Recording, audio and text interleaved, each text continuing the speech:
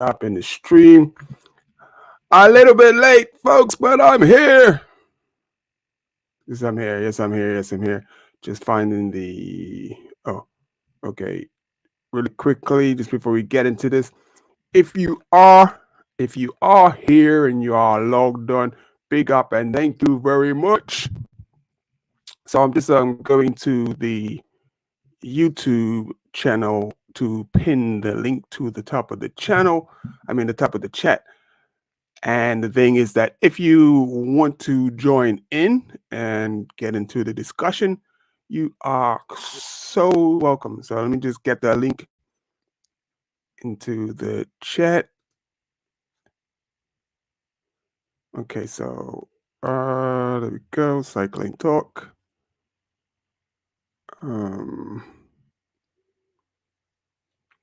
I might have the wrong thing. Let's see, because it looks like I've started a new. Okay, so let's edit this.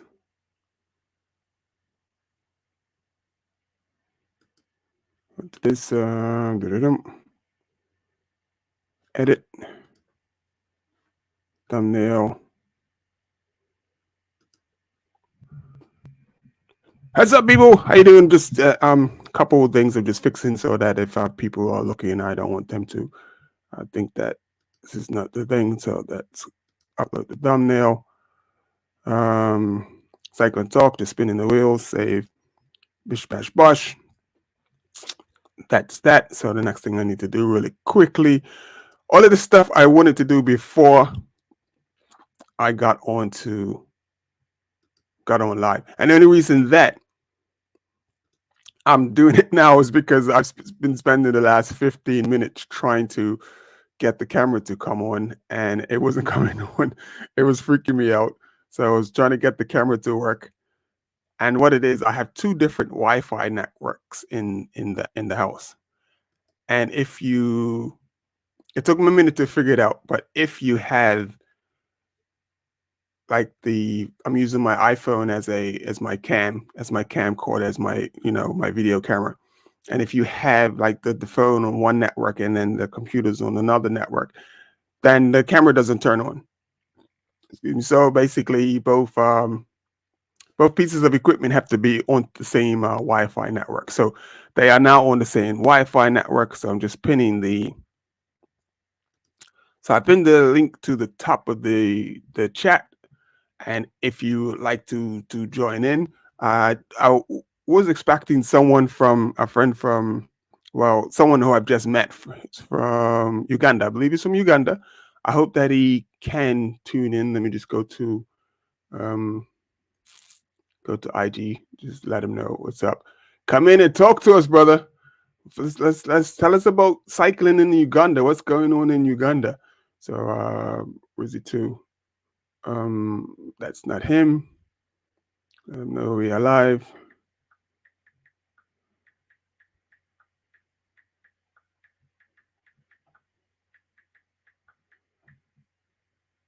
So just sending, and I'm not even going to try to pronounce his name, but his name's got Jordan. It says S Jordan, so it looks like his first name is Jordan. And waiting for Jordan to just pop in, come and say what's up.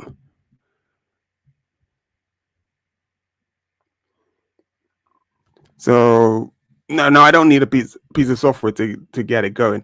It's basically if you like, you just got to be on the same Wi-Fi. So like there's a upstairs Wi-Fi and a downstairs Wi-Fi, and they're both named different things. And I had the one upstairs and one downstairs, so it was definitely freaking me out. So Ebony, if you're there, we are live. Come and join us. So she's saying question mark. We are live now on YouTube. Do you need the link? You don't need the link, do you? I couldn't give you the link. So just letting people know. Hopefully a few people come in and say what's up. So yeah, I just want to get on here, man, and just talk about Rome. What's up, Rome? Hey, brethren, how you doing? is Biniam Gourmet going to the Tour de France? Yes, he is. He will be at the Tour de France instead of the Giro d'Italia, which is going to be a big look. And I sort of had a question today. I was just wondering if Mark Cavendish is going to be at the Tour de France, because Astana have announced that he's going to be at the Giro d'Italia. And as a fan, my biggest thing is that I want to see Cavendish at the Tour de France for the obvious reason, so that he can break the record, so he can be the sole leader of most stages won on the Tour de France. So, until that's confirmed, so it's neither here nor there. So I'm hoping that he does get a chance to go to the Tour de France. That is Mark Cavendish. And Biniam Gourmet will definitely be.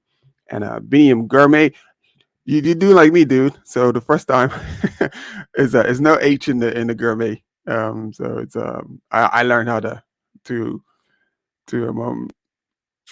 write and pronounce his name. So it took me a while to learn how to pronounce his name. So that's cool. So it comes.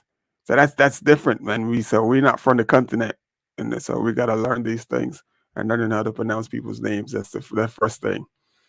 That's no big deal.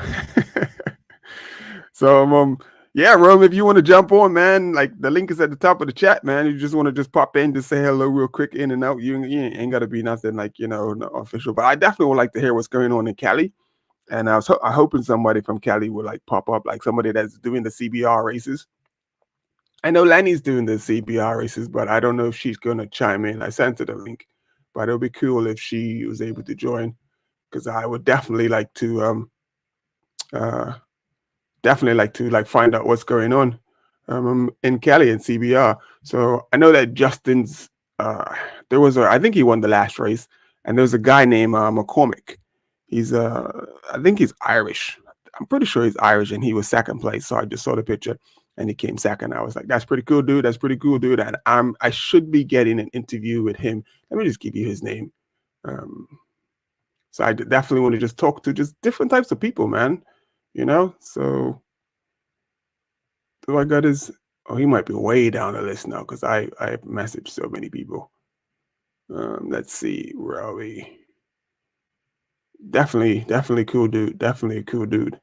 Well, that looks like it's too far down the list. Like wow. Are we gonna come to him?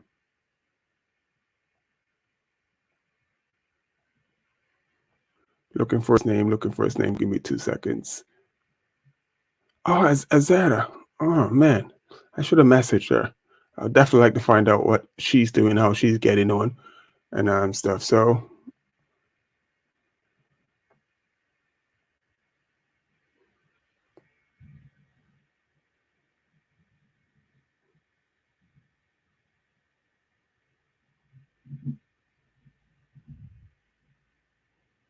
comparative data, VO2 max info will be released yet to begin narrowing down top sprinters and climbers for the Tour de France. Not that I know of. Jordan, you're in the chat. Jordan, hit the link, man. Come on in, man. I'm waiting for you so we could chit chat. So Jordan's finally joined. I'm really looking forward to speaking to you, because I want to hear what's going on in Uganda. So just to speak to Rome, has any is it comparative or competitive data? So I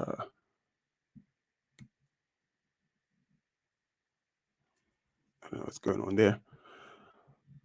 My VO2 max info been released yet to begin narrowing down top sprinters and climbers for the Tour de France. Actually, not that I know of, but you know what, Rome? You should jump on, man. You should jump on and like just talk on it. Just talk on it. Like, tell people what you're talking about. So let me see. Turn the volume down on that. Okay. So wow, you have no idea, people. This is amazing. I have like my watch thing is up to like 4 people. I'm just waiting for Jordan. Jordan, you're gonna hit the link. You're gonna come on in. I'm excited to talk to you.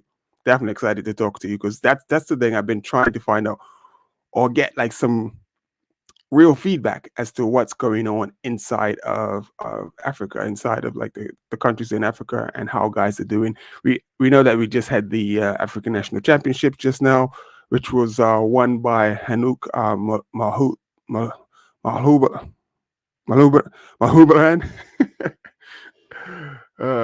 on the job site. I will most definitely get on the next time. No worries, Rome. I definitely appreciate that.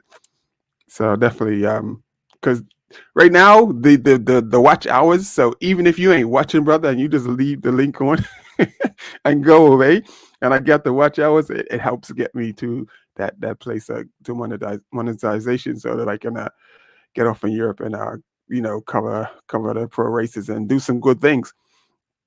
Um, I was speaking about Hanuk Malhubrahan, Maho Mahan. I think that's how you pronounce it. When I see it, so I'm just trying to do it from memory. It's really hard doing it from memory. When I see the name, I'm it's a bit easier to pronounce it. So Jordan, you gonna join us, or I see you said, "Hey, are you gonna join us, Jordan?" Did you hit the link?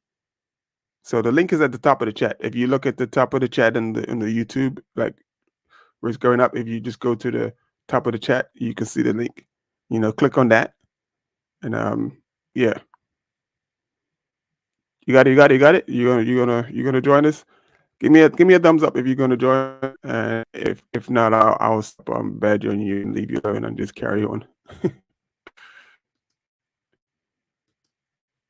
There we go. And don't forget to if you come in, like hit a hit a like, make sure you hit a like. Um, yeah, we can't forget to do that. Um, so I'm just waiting on Jordan. I'm not quite sure if because he hasn't confirmed like yay or nay if he is going to join.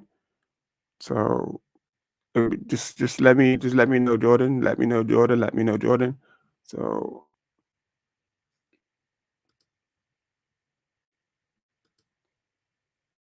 and for those of you interested in what's going on, like people talking about the Tour de France already, Tadej Pogacar has done 3 races so far this year, and guess where he's finished those 3 races?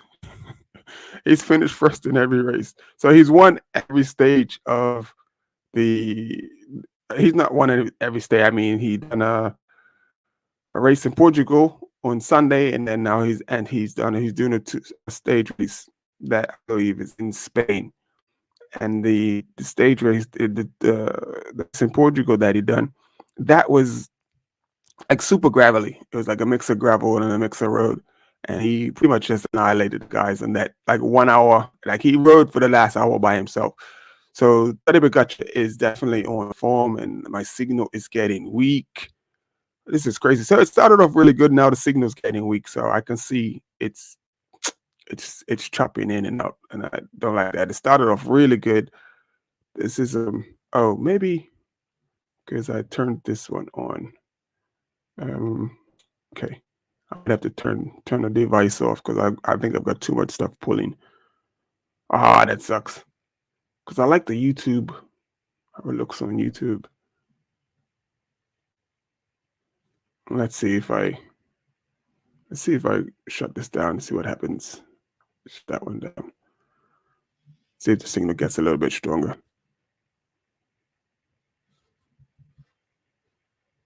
Oh, he said he's joining soon. Nice. Yeah, dude, I'm super excited. I'm really looking forward to speaking to you. And he's from the little bit that I got, he has Race Pro, and so that means like most of the guys that live in on the continent in Africa, what they do is they do get an opportunity to go over to Europe to race a little bit. So definitely want to hear a little bit about that and how he's gotten on with that. So I was trying to pull up Pogacar like really quickly. So I had some footage of Pogacar. I have a bunch of races that I actually want to highlight, but I'm definitely gonna put Jordan up first. Let's see. African National Championships, is that the video? Oh, and that's video. So the Eritrean, that's pretty amazing that the Eritreans, they got back-to-back wins through Hanuk Malub. Here we go, Hanuk Malubran. So he got back-to-back wins. So I'm just like flailing right now because I'm just waiting for Jordan to come in so we can talk. I got a bunch of questions for you, buddy. It should be a good conversation. I'm really looking forward. I hope people stay and hang around, and so we can hear what's going on inside of Uganda. So also, I got Mohawi Kudus. He writes the education. He's from Eritrea. He's actually the current Eritrean national champion, and he's doing really well in Europe right now for EFR. Definitely a very strong rider. I hope he gets a win along the way, because he works hard for his team.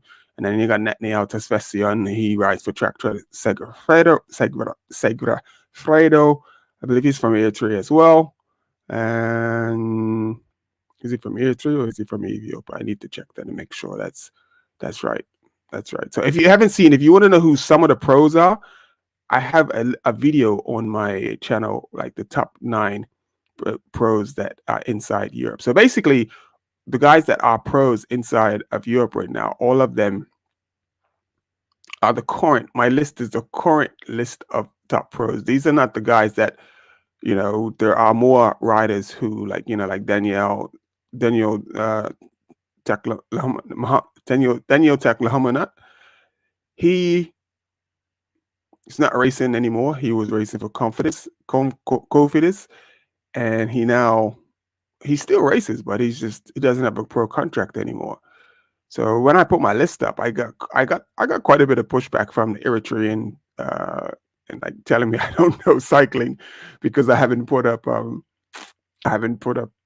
like certain riders and stuff. So, but it's understandable. So I guess I didn't make it absolutely clear that these are the that this is just the current list of riders. In there, that's within their team that I think they'll be. So basically, I'm gonna speed this ahead. I'm not quite sure. It should be like the last. There we go. Just having a look at this is one of the sprint stages. Like, well, not one of this. I keep saying stages. This race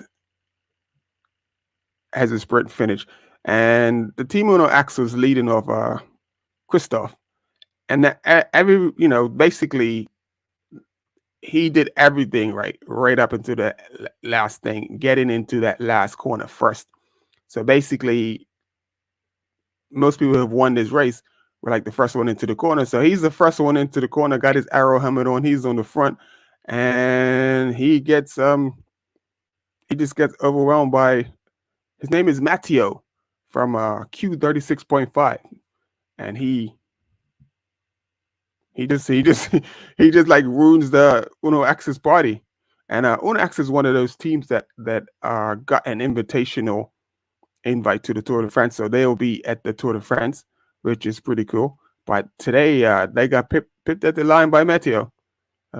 Let's see what his last name. I can't remember what his last name is, but that is super cool. That was super fast. He didn't come out of nowhere, but he timed it right. It was a bit of a headwind, so like even if you're an outright sprinter, it doesn't benefit you, because once you hit that wind, it's pumping your brakes on. So your sprint is not going to be as fast or as long as it would normally be. So just going over the sprint, having another look at the sprint. So you see, Uno X team, they actually are pretty good. They got their lead out train going pretty good, and it's like last man down coming into the last corner, and on the last corner, his lead out man sort of gets out of the way, and Christoph goes off, and now it's just down to Christoph to take care of business. But at this point, now he's in the win, and Matteo just comes around, like I guess he was shouted for a lot longer. So he just basically, like Black Panther, every time they hit Black Panther and his suit gains energy. So basically, because Matteo was in the draft for so much longer than Christoph, when he came out, he just had so much more energy. Oh, there's Jordan. Hey, let me stop this. Yes, I see you. I see you. So I'm gonna take this off the screen right now. Remove from screen and make it 2 people. And Welcome to Jordan. How you pronounce your last name? I don't want to pronounce it wrong. Jordan Schleck. Jordan Schleck from Uganda, all the way in Uganda. Yes. This is amazing. Like we are making a connection. I'm in London, the UK, and you are in Uganda, and we are connecting. You know, we could probably be long distance brothers from many years ago. You know, ancestors. So we got a bit of a delay. True. I can see. So we got a bit of a delay on there. That's cool. We can work with that. So what I'm going to do, because there's a bit of a delay, I'm gonna just let you, if you would, just Yeah. introduce yourself and just tell us about who you are and what you're doing, and, like, what how is cycling in your life.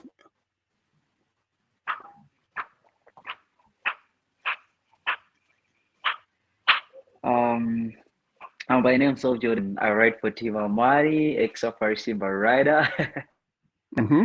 um, yeah, I'm happy to be here. First of all, thanks for welcoming me to your YouTube channel.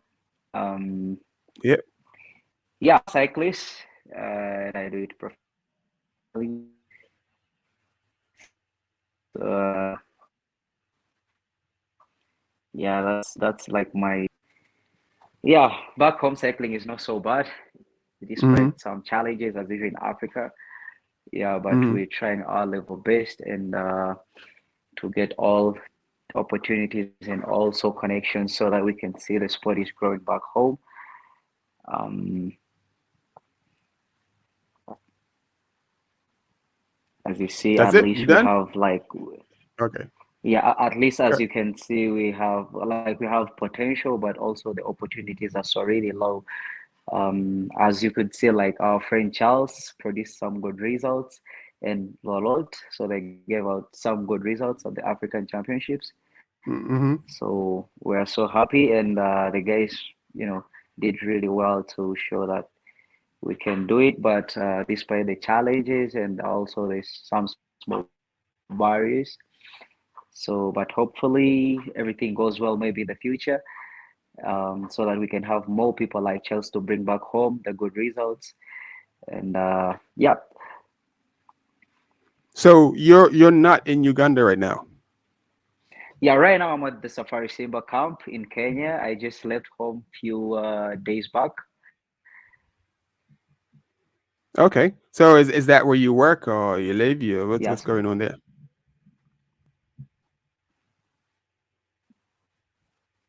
So I'm having like it's like my team when I left home back in 2018. Hmm. So it's the team that I started up with. So to where I'm with Amani. So it's basically located in Kenya, Kikuyu. Hmm.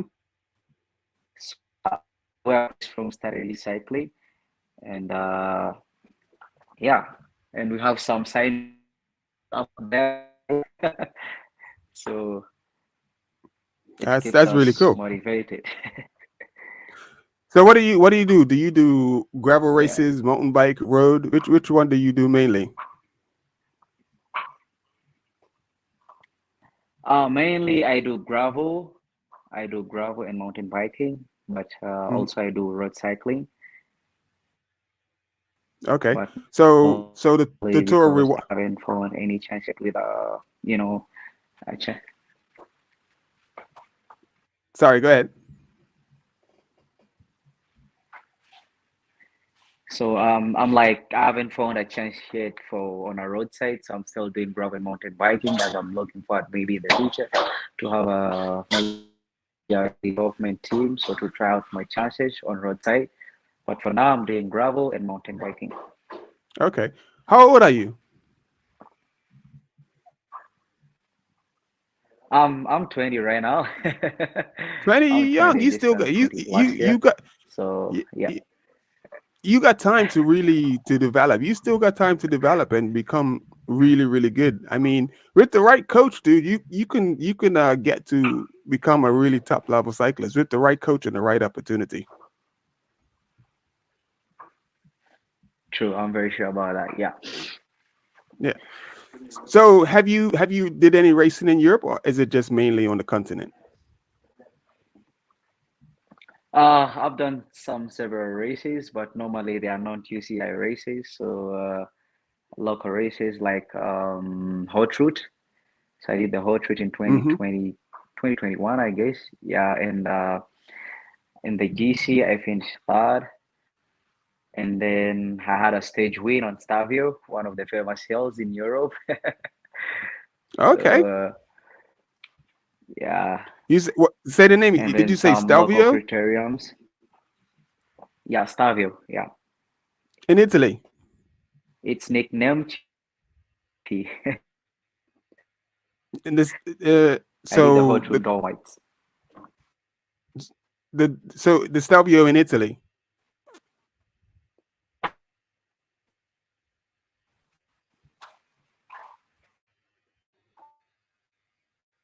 We're freezing up. I'm gonna wait for it to come back. So I think he said Stelvio.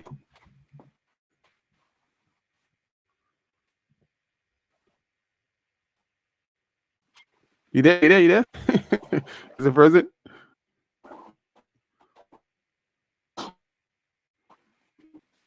I can hear you Hello? maybe or right now. Is it frozen? Can you hear me? Yes, I can hear you. Okay. Yeah, I can hear you. Okay. So I was asking you. You said you the climb that you did, was that in Italy? Yeah, it was in Italy, so it was five, no, like almost like 7 days race in Italy, the Okay. whole true Dolomites. So Is it? so the second last race, the Hmm. Stelvio, it's the one I won, and yeah, and I collected up some time. So to the final stage, I managed to keep my podium position to the third position. Hmm. That the Yeah. Stelvio is iconic. That's amazing. I actually was in Italy this August, and I actually did the Stelvio this August. I went over to do. I did the Motorola and I did the Stelvio. Those are not far apart. So, but yeah, that's an amazing climb. What was the weather like the day you did it? Was it like windy, cold, hot? Mm, it wasn't so bad. No, it was kind of cold and windy. Yeah, It was kind of cold and windy. So no sun. not really, not really. It wasn't so that much Okay. cold. I really got lucky. I got an amazing day. It was warm, it was sunny and everything, and it wasn't a lot of wind. So I really got lucky because mountains that high can get really cold really quickly. So but yeah. So my thing, what I'm working on is I plan to be in Europe this year covering all the races. And my thing is I need as many people as possible to follow the channel, subscribe to the channel, like the channel. And the reason for that is because my goal is to All right. eventually open up a international youth academy or international academy, so that I can get like a young man like yourself, bring them over to Europe Okay. and give them better opportunities at like racing and stuff, like so like you've done some races here, but it'll be nice if you can be here more, not have to worry about expenses, and you can go to all of the good races and stuff. So that's my goal. So that's what I'm trying to do with this, and I'm just hoping more and more people support, and if I get the support, then I'll be able to do that. I'll be able to bring more champions and make more champions like yourself, you know Yeah. Yeah, and that bring them sounds into really Europe. so nice. That sounds really so So nice because also our yeah. money team is trying to do kind of like that, but on a gravel side, in mountain biking and a gravel side.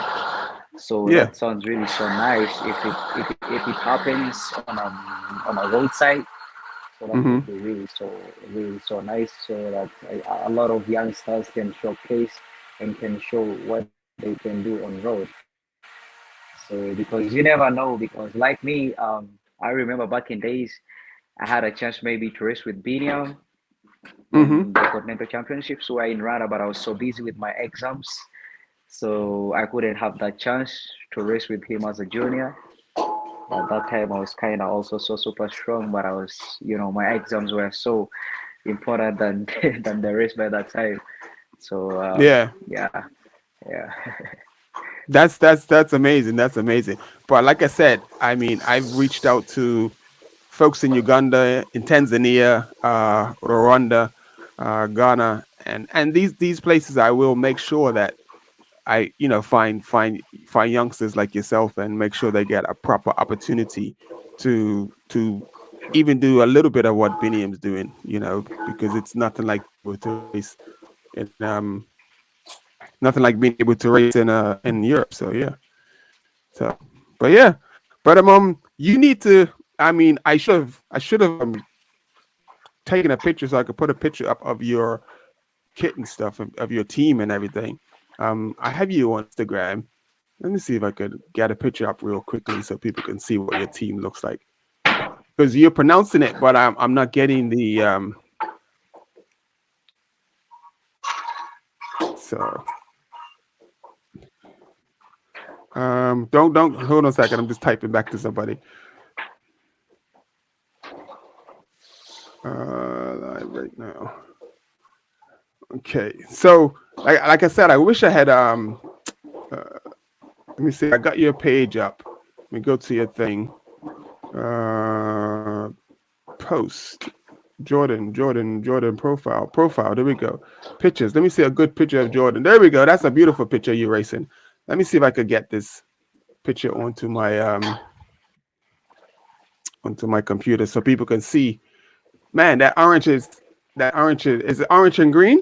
Is your kit? Sorry. Is your kit the color of it? Is it like orange and green? Is that the color? Yeah, it's orange and green. Yeah, it's beautiful. It's beautiful, man. Thanks, So man.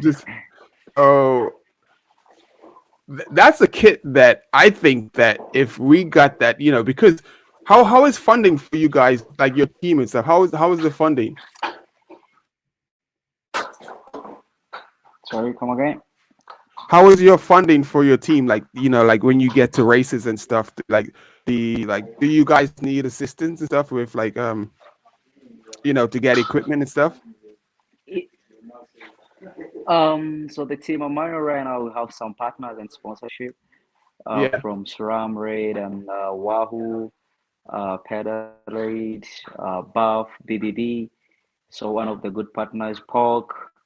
So they are really one of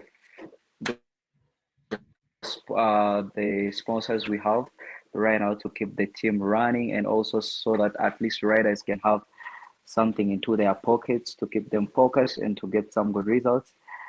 And we're happy for that, and we welcome more sponsors to reach out the team so One that at thing. least the team can Don't grow do more this and to more, me. so to give more. Don't do this to me now, Mr. Internet.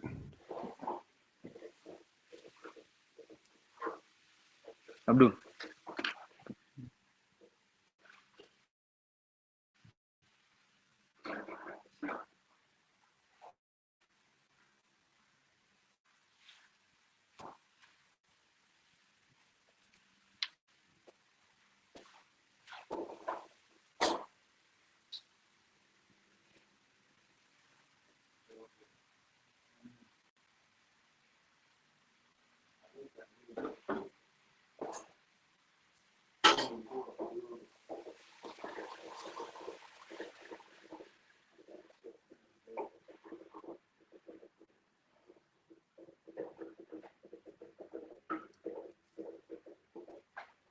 Hello.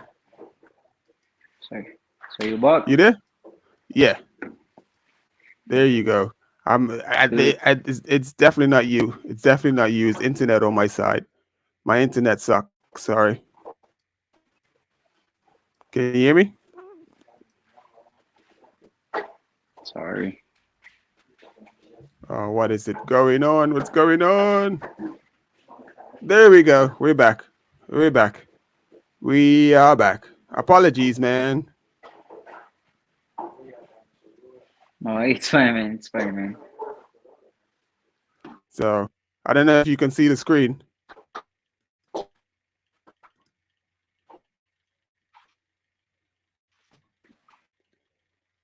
Can you see the screen?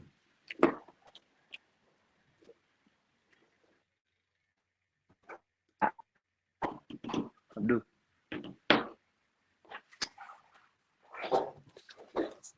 So I don't know if folks can hear me, but this is who I'm talking to. The gentleman that I'm talking to, his name is Jordan Schlack. And that's his picture on the screen now.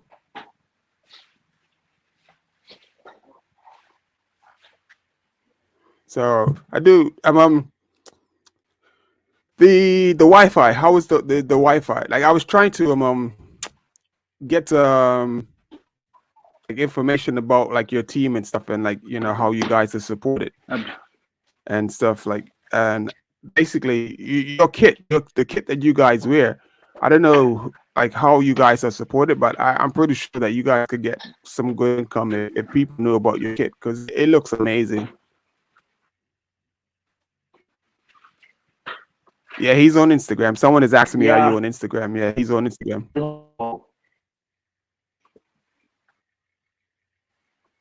I do.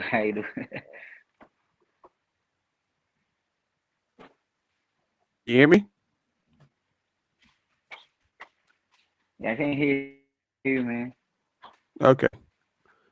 So we hopefully we can work on this connection, like internet connection. It's like somewhere you could go to possibly get a better internet connection. So we definitely have to talk again.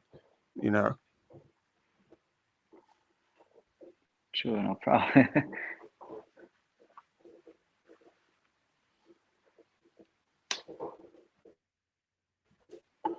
You there? I can hear you. Okay. Good. Trying to. Okay, there it's going to the side, but anyway. But yeah, that's Jordan. We don't have the greatest internet connection right now, so unfortunately, the conversation is not going as smoothly as it could do. But I definitely appreciate you coming up here, and I hope that we get to talk again. Definitely hope we get to talk again. Yeah, true. I'll be out. That sounds cool. Yeah. So I'm gonna let you go because like the connection is like it's not good. The internet's not Yeah, good. I understand. The internet is always like that. That's natural. So Okay. Yeah. yeah, thanks for welcoming me to your YouTube channel. So that sounds so nice to be here and also to know each other. Yeah. And hope for more conversations like this. So to make the cycling community in Africa to be developing. Definitely. So I'm going to man, I'm just trying to think of what we could do to try to enhance your signal. Yeah, well, we're gonna work on that. We're gonna talk. We're gonna work on that, and then next time that we get to talk, so I'm gonna just do this every Friday. So if you want next Friday, do you have any races between now and next Friday? Friday, no, 8. So my first race will be Cape Epic. So maybe locally, but I'm not very sure yet. But my first race internationally will be Cape Epic. When? What's the date? So starting from 19th March Mm-hmm. till 27th 19th of March. Okay. Yeah. Okay. All right. But Well, you know what you need to do for me? Huh? Go ahead, what you were saying? So I'll do some locals maybe to get prepared for the race. I'll do some local races here in Kenya. And yeah, I'll keep you posted. Okay. Do me a favor. In the chat, can you type your name of your team into the chat? Because someone is asking what is the full name of your team. So can you just type it in? Because every time you say it, it breaks up a little bit. Team Amani, I'll send it to you. Mhm. I'll send it. I don't know if you've seen it. So like once you type it in the chat on YouTube in the chat, so it'll show up. Okay. All right. So and then everyone can I see it. will use my team. One of my friends is on Team Amani. Yep. It's right there, down. Comments. Oh, you put it in the So have you private seen chat. it? Yes, Team Amani. Yeah. Team Amani. Yeah, cool. So like so you're gonna get some fans. You're gonna get a couple fans. So that's so cool. What you can do for me if you can, like you are training and stuff right now, right? You are riding and everything. Sorry, come again? Are you training? Like, do you go out on training rides like on the weekend and stuff? Yeah. On most especially Saturdays and Sundays, that's when I'm having like my long rides. So by Fridays, yeah, I'm always around during evening hours. Still on Saturdays, but most of the times I find myself really so tired, and and then I have to just recover as much as possible. Okay. So what you gotta do for me is like when you do your next training ride, it ain't gotta be long. Just do like just take a little bit of like video or something, like little video or some pictures or something, and like just send me some stuff. Just show me like say this is where I'm at. This is Kenya. This is what I'm doing, and yeah, this is All right. this is how we train, and people will be really interested to see that. I'm telling you, people will really be interested to see how it is like you train and stuff and how you get on and stuff. This is an amazing picture though. This is an amazing picture. So Thanks, man. yeah. Reminds me when I was young. when I used to be able to go fast. So yeah. But yeah, so I'm gonna say goodbye to you. Dude, I appreciate you so much, and definitely thank you for like coming in and chatting with us for a little bit. Yeah, thanks, man. See you soon. You're welcome. We will definitely speak soon. And next year, this time you actually see me. I should be there in person next year. This time I'll be interviewing you in person. It won't be over no internet. So. All right, good. All righty. See you later. All right. Ciao. All right, bye. So that was Jordan Schlack. He races for Team Amani.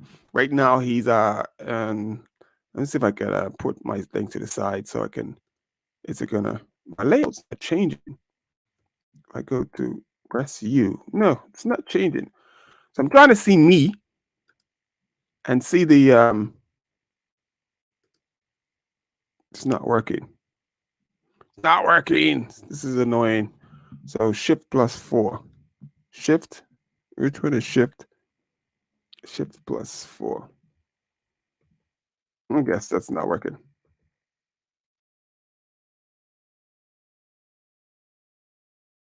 It's me again. So anyway, if you just joined in, we were talking to Jordan Schlack.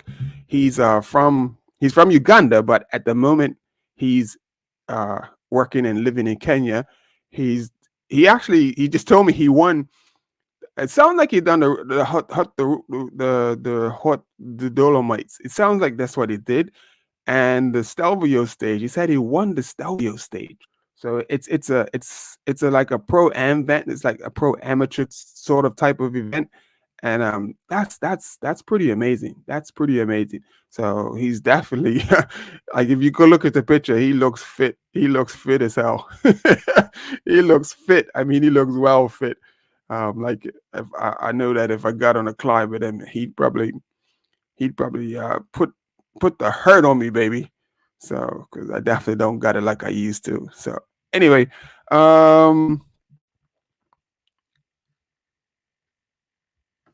it says in the thing, it says, oh, it is, yeah. I was guessing right. The hot root Dolomites, and that's a I just never got around to it. Maybe because I'm going to give away. I'm 52 now, but probably by the time I'm 55, 60, I don't know. I might go and do it. So I have to admit, I haven't been riding my bike.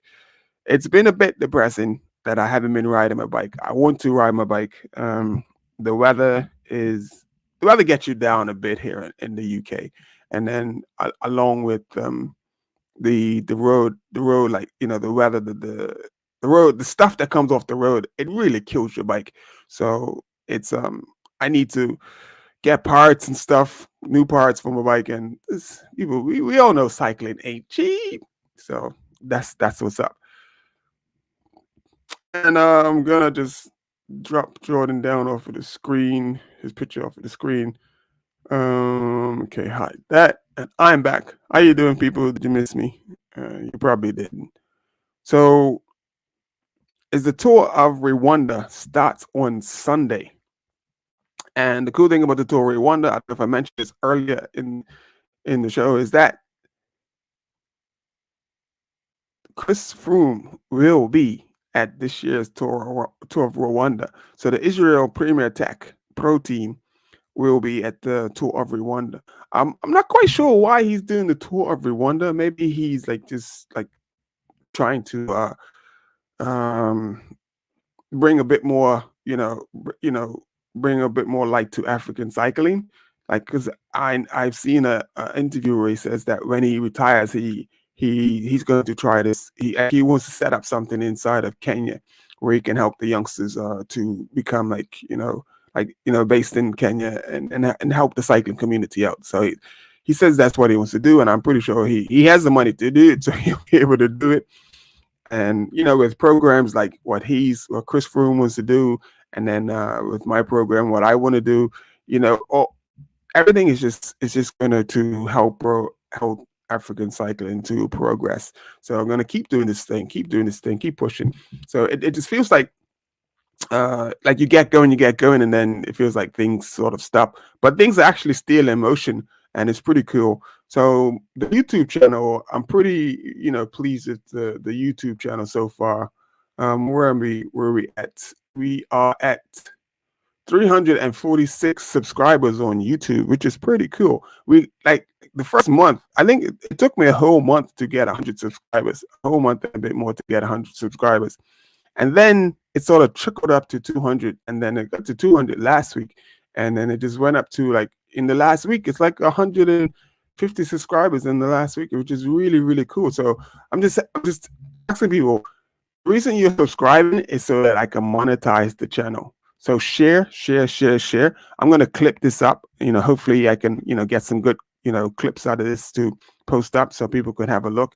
And I'm going to grab some pictures from Jordan's Instagram, and I think he has some let me see. I'm pretty sure he has a few videos on there as well. Here we go. Right on Jordan's page profile, and yeah, he's got a couple videos on there of him riding. So this is one video of him. Looks like he's starting. Yeah, it looks like he's starting. It looks like a descent. Yep, it's a descent. He's jumping down some steps, going through the alleys. This looks like the races those guys do in Brazil. This looks pretty sick, dude. Ah, man, I messed up. I should have had this on the screen so people could see this. This is dope. So I'm gonna do a separate video, and I'm gonna whip through some of the talking points. It's cool, so I have Jordan talking, so I can just have him in the background and then have this running. This is gonna be super dope. So that's the next thing I'm doing. Anything else I was supposed to be doing, I'm doing this next. so you get him put up. So there's the next picture of him on a gravel bike, racing gravel. So it says he races mountain bike and gravel mostly. And there's a picture of him on the podium. And dude, if you have any pictures of you at the hot root, is it if on the your Instagram? I need to find them because I definitely need to get some pictures or pictures or anything of you on the hot root. It's a good picture. This one, pictures like by Reggie Miller. Why, dude? He's like international. You got Reggie Miller liking your pictures, dude. Dude, I can't believe got a like by Reggie Miller. Is it email Reggie Miller? Reggie Miller TNT? I don't know. Is it real Reggie Miller? I could look and see. It is. Oh my goodness. Blue check. Dude, you a superstar. Hook me up. I'm just playing. So this is the big smiles after racing P9, after racing to P9 and 29 and under in the 29 and under men in my second race in the Gravel Worlds. Dude, you didn't tell me about the Gravel Worlds. I'm looking at this man's page, and he's Gravel Worlds. He's done the hot Dolomites. Oh my goodness, we definitely have to get a better connection, dude, and talk because you got a lot of stuff going on here, brother. Man, how you can rob the people like this? All of these great pictures, all of this great content. I guess it's mainly because of the internet connection. This is a great picture. I'm not quite sure who the rider is that you're with, but it's one of the EF education riders. So, but I'm looking at this pictures you guys can't see. Like Team Omani, pretty cool. Team Omani, nice dude. Definitely appreciate you passing, dude. So we're coming up on 45 minutes. I got killed 14 minutes. I gotta make this 1 hour. I'm gonna make this 1 hour. I'm gonna cut this up anyway. Is there something else that I wanted to talk about? Yes, there is. Let's go. Let's see if I can pull up. So, and we got to thank today's sponsor, Teletric. Definitely today's sponsor, because we wouldn't be doing this stream like this, and I wouldn't be able to bring you the pictures or anything on there if it wasn't for Teletric. It's definitely today's sponsor. Big up Teletric, and I didn't call you your name. So definitely big thanks. So I'm going to grab another. Where are we going to? That and Classica de Amara. We looked at that one where Christoph got pipped at the line. And is this the race with? No, I don't think I sent that over there, did I? Let's do the Classica in Portugal. And so let's speed ahead. I think this is the race with Mohawi Kudus, isn't it? So this is the race with Mohawi Kudus. And this is the Figueroa Classic. Figueroa Classic. It's pronounced something like that. So basically, in the breakaway right now, you just saw the EF train was on the front, and they are, basically pulling the group and trying to get back up to the break. Now, the big talk while this was happening was that you had Mohawi Kudus. He's in the break, and he's on the EF, and every it was like, why is EF chasing so hard? Why is EF chasing so hard? Because Mohawi Kudus is not the designated man to win the sprint. And on top of that, there's the other guys that there. He's definitely not the fastest sprinter out of the guys. He's definitely not the favorite to win. So they need to get the sprinter up to Mohawi Kudus. So Mohawi Kudus, when they cut to him, you'll see he's just sitting on the back. He's not helping out in any way, shape, or form. And should I just fast forward a little bit? Okay, now we're back up to the break because I was going to forward it up to the break. So as you can see, the guys, they're keeping the tempo pretty good, keeping the pace pretty good. No one's really like attacking, but they're definitely putting the pressure on. They're definitely riding hard. I can't wait till I can tell who the guys are. back in the 90s, I just knew who everybody was. So I'm here learning the names of all the riders again. So Mohamed Kudus is the only one who I know in the ride. So we're losing one of the riders in the climb. So the riders are definitely putting the pressure on, and then the gap is down to a matter of maybe it looks like maybe 10, 15 seconds the gap is down. So it looks like EF is definitely going to catch on. And you'll see, let's fast forward because it's just too much. So the whole reason.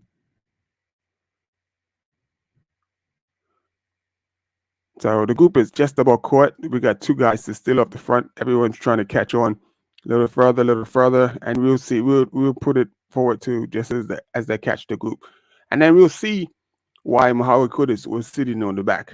We'll get to see. So we are pretty much back together.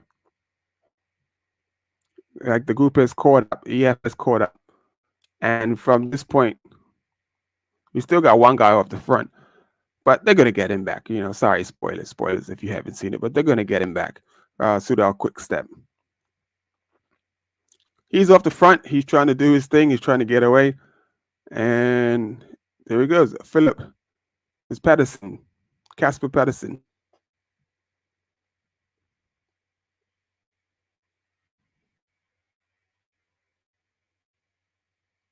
And I think Casper Pedersen is actually off the back, and he's trying to get up to the break. So I think because they're about to hit this downhill, so Casper Pedersen is actually off the back. So you can see I'm pointing at the screen and touch the screen like you can see where I'm pointing. So we got two guys off the front.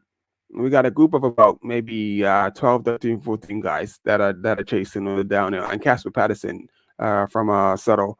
Is it sort of Soudal Quick-Step? He's going to catch up and not catch up, but catch them.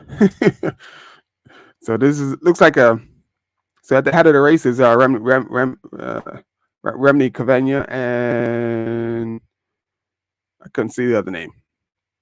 Remny Cavagna, and then someone else at the head of the race. I'm not going to show all that. So they do soon catch him.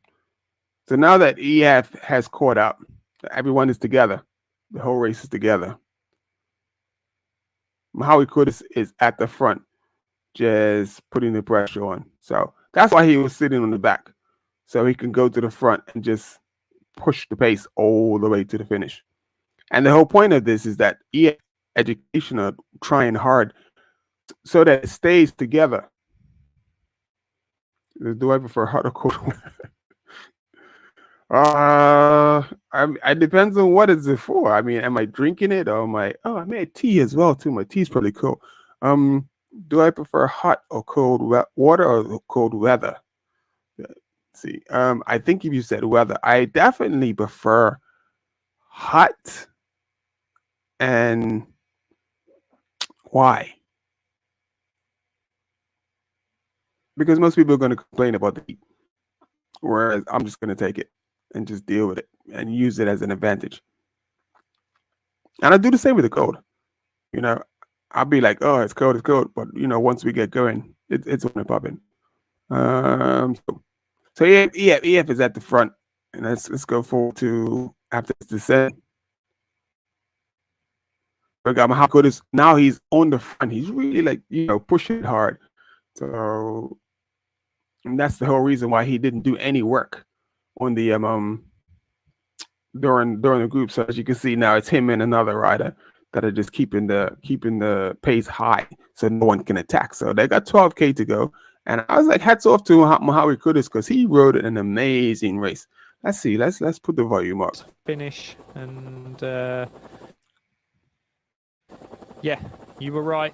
It is Vacek has made his way into that select group here. We get a little bit of a rundown of those numbers, and it's actually Nicola Conci from the Alpes Interkonig, the Italian rider, has made it in there. So yeah, Hermans hasn't. This is his first day of racing, and yeah, looks like he's got great legs already. Ilan van Wilder is in there as well, the strong climbing rider for Soudal Quick-Step. So if Cavagna is in there, I make it 3 Soudal Quick-Step riders there. Casper Pedersen, even. Yeah, Cavagna is in there. He was the one off the front. So if you're saying if Cavagna is in there, he was just off the front with the American rider for DSM. Yes, that's what you was talking about, early, DJ. or that strong breakaway, not the early one, the strong one. Not many riders from that actually made it in. I'm definitely more relaxed in the warmer weather. To finish this race off, which, yeah, some of those were earmarked as some of the strongest in this race. So yeah, obviously that maybe that wind and just this course taking its toll, not quite having the legs in these early season races, perhaps that they thought or we thought. Yeah. I tell you what, Ian, you say selective, it is Rui Costa. Rui Costa, part of the Rui Costa, part of the Intermarché team that's like just doing damage. He's won a race already. Vinny's won a race already. Kobe Goossens has won 2 races already. Kobe Goossens is actually in this group of riders as well with Rui Costa. So these I was actually thinking that it could be a day for Kobe Goossens, but he didn't execute like I thought he should have. So that's gonna put it forward a little bit. So as you can see, Mohawi Kudus is on the front and he's doing the bulk of the work. So that was the reason why he didn't help out or anything when he was in the break, and he didn't help the break to get away because he was waiting for his guys to come back so he could work for his sprinter. Numbers we just saw there, a chase group. Seemed to be a decent sized group there, but obviously quite far down because those cars still in there, not just the neutral service and the commissaire's car, there's actually some team cars in there as well. So the gap should be over a minute at this point, so shouldn't really. So we also have Nathaniel Tesfacion. He's from Eritrea, and he's also in this breakaway. He rides for Track Segafredo. I mentioned him earlier. So as you can see, on the back, we got Alison de Koenig and DSM. Alison de Koenig, rather, he was the last one to get on. So this is the group. This is going to be the final group, and they got 2 more climbs to get to. So big up to Mohawi Kudus, man. He's just on the front, and he's just horsing it, man. He's just horsing it. He's just keeping the pace high. He's time trialing. He's actually a good time trialist, and he's just keeping the pace. Look at those roads, man. Those roads are looking rough. You definitely want to pick the right line on that. So everyone's trying to ride on the center because that's the best part of the road. And that road looks pretty beat up. So now we're on the second to last climb. On to the smooth one. Yeah, Pavement just got nice. But it kicks up straight away. Looks like it's probably been resurfaced just for this race, actually, because Mohawi Kudus is keeping it going. Places that concrete road breaking up at the edges, especially, but. Yeah, right now, if keeping the pace high, trying to deter anyone from jumping away on these steep pitches before we get to that category 2 climb. Here we go. Let's push play. That Cat 2 climb we missed. Kind of earmarked as only 750 meters at 8. That is in the right. So I just rewind in the back so we can you can get a look at Nathaniel Tesfacion on the Track Segafredo rider from Eritrea. So I'm gonna pause it when we get to him. Just for this race, actually, because the surface was pretty bad in places. That concrete road breaking up at the edges, especially. But yeah, right now, if keeping the pace high, trying to deter anyone from jumping away on.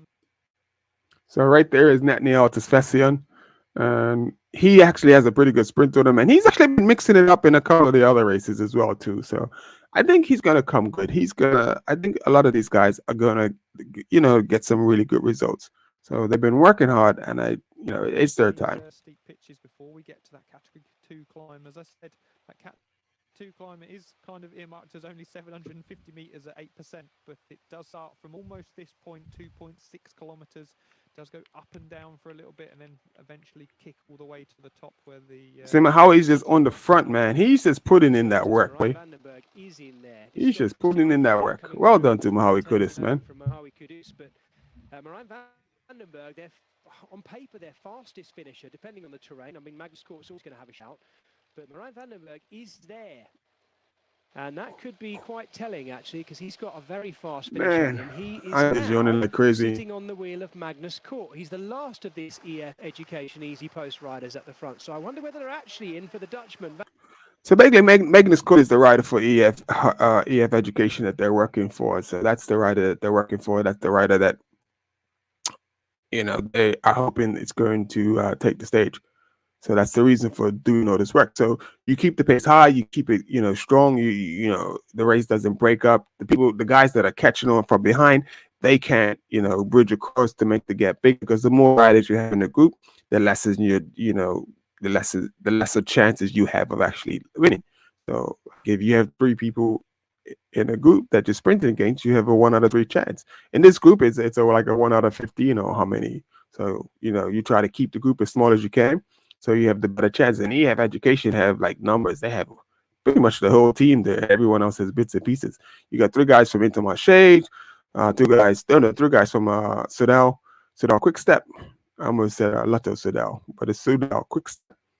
Yeah, got to get used to it, because all the teams' name have changed over.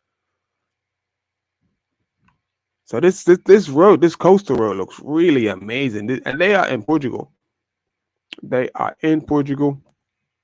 And this road looks amazing. So I have a friend, he's from Bermuda. He actually was living in Portugal a little while ago, and he's moved back to Bermuda. And I'm just looking at this. I'm like, dude, this is amazing, man. This country is amazing. This is where you were living. Look at that view.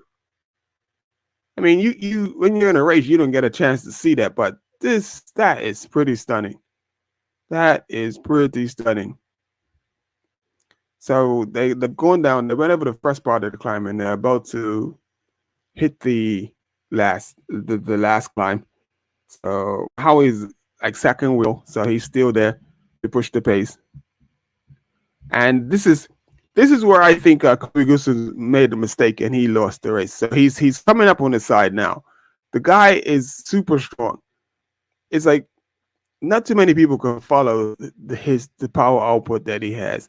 And he waits. He just waited. And if you haven't seen the race, I'm sorry if you haven't seen it. But like right now, it's just go now. Just go now. And because you're gonna destroy the race, destroy everybody. And this was his chance. I feel like to this is how he won in Mallorca. Like this is how he won in Mallorca. Just use that what you got, dude. So this is where like Kubigusu, he's gonna have to decide if he's gonna because he's on the back now. How do you win a race? Like if you're one of the strongest climbers and you're on the back, how much energy you gotta put out to just get to the front of the group? I don't care how strong you are. It's a waste of energy. Position yourself so that you're in the mix. You're not too far back. It's like he's trying to move up now, but he should have been at the front. He should not necessarily at the front, but been in a position where he can, his energy is not going to be wasted. Because if he puts in a dig now, see where he's got to come from. Look where he's got to come from, man, dude. You coming all the way from the back. These guys. That energy you're using to catch these guys is that energy you could have used to drop everybody. It's crazy. That was an amazing, say the strength and power that he has is amazing. He came from the back. And now he's gonna give it another dig. So it's wasted energy. Now, had he been at the front when he done that dig, those guys wouldn't have been able to get on his wheel. But it was just, so no worries about Mohamed Kudus. He's gonna be there. He's just getting over the top of the climb, and then on, going down this descent, they don't really go at it. So he's gonna get back on, and he's gonna help out with the guys on the descent. So I'm gonna listen to the commentator For him from further out rather than just sprint over the top those final 50 meters. But as I say, the headwind will make it difficult to shake people and get a decent gap. Well, this is definitely playing in the favour of the fast finishers in here now. And of course, amongst them, we have 2 from EF Education, Easy Post, Magnus Kort and Marijn van den Berg are in an excellent position. In fact, that team in particular are in an excellent position to capitalise on this. It looks like Ilan van Wilder, though, who is going on the attack on the descent.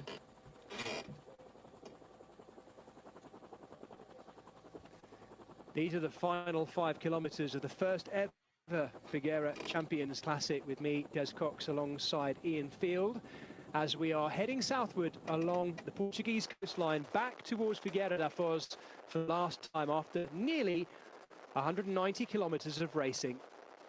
And it's all come down to this leading group of what is now 12 riders. There's the finish in front of them on the flat roads alongside the casino town of Figueira.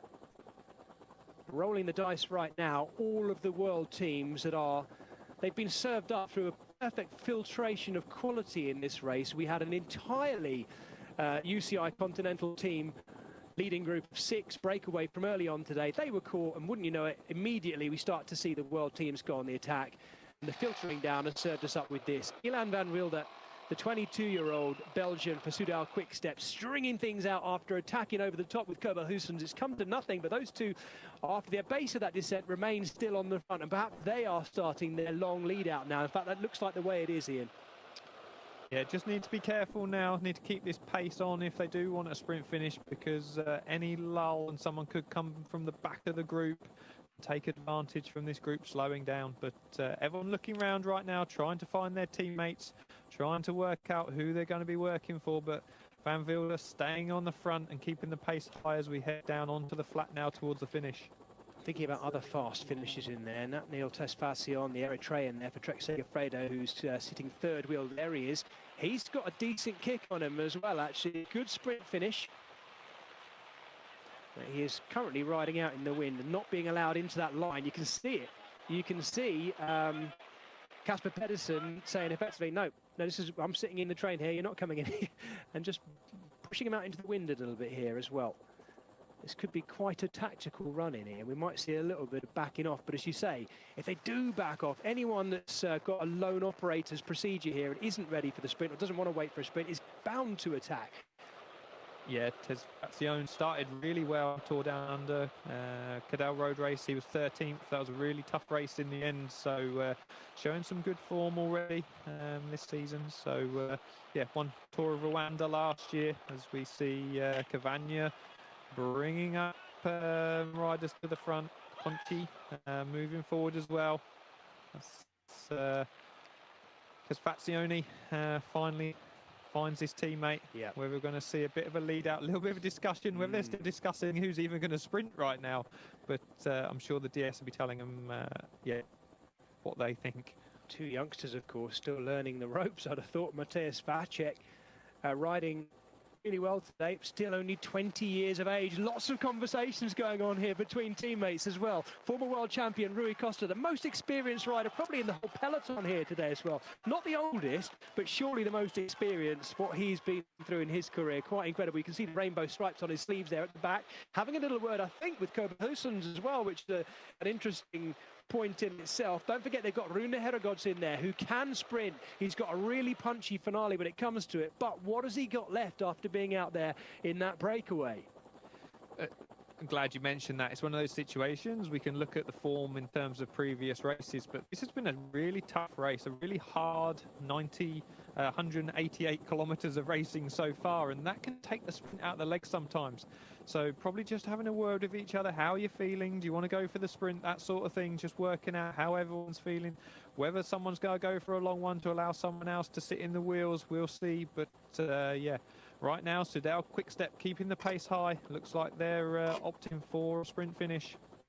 They've got Casper Pedersen on the front. We did wonder at the beginning of the day whether it would be enough for Fabio Jakobsen to hang on today, but he's been dispatched plenty of time ago, well out of the picture, but he has 3 teammates still very much in the picture. Remy Cavagna kicked all of this off by attacking over the top of the Rua Park Florestal, the first time that we saw them on our screens as the race came back together, and they've been left with him and Casper Pedersen and Ilan van Wilder. I'm struggling to see how they're going to win this, though, in this company, those Soudal Quicks, because none of them are the fastest of finishers, and 2 of them are on the front. So maybe they are thinking about Van Wilder. I don't know, though, if it's his...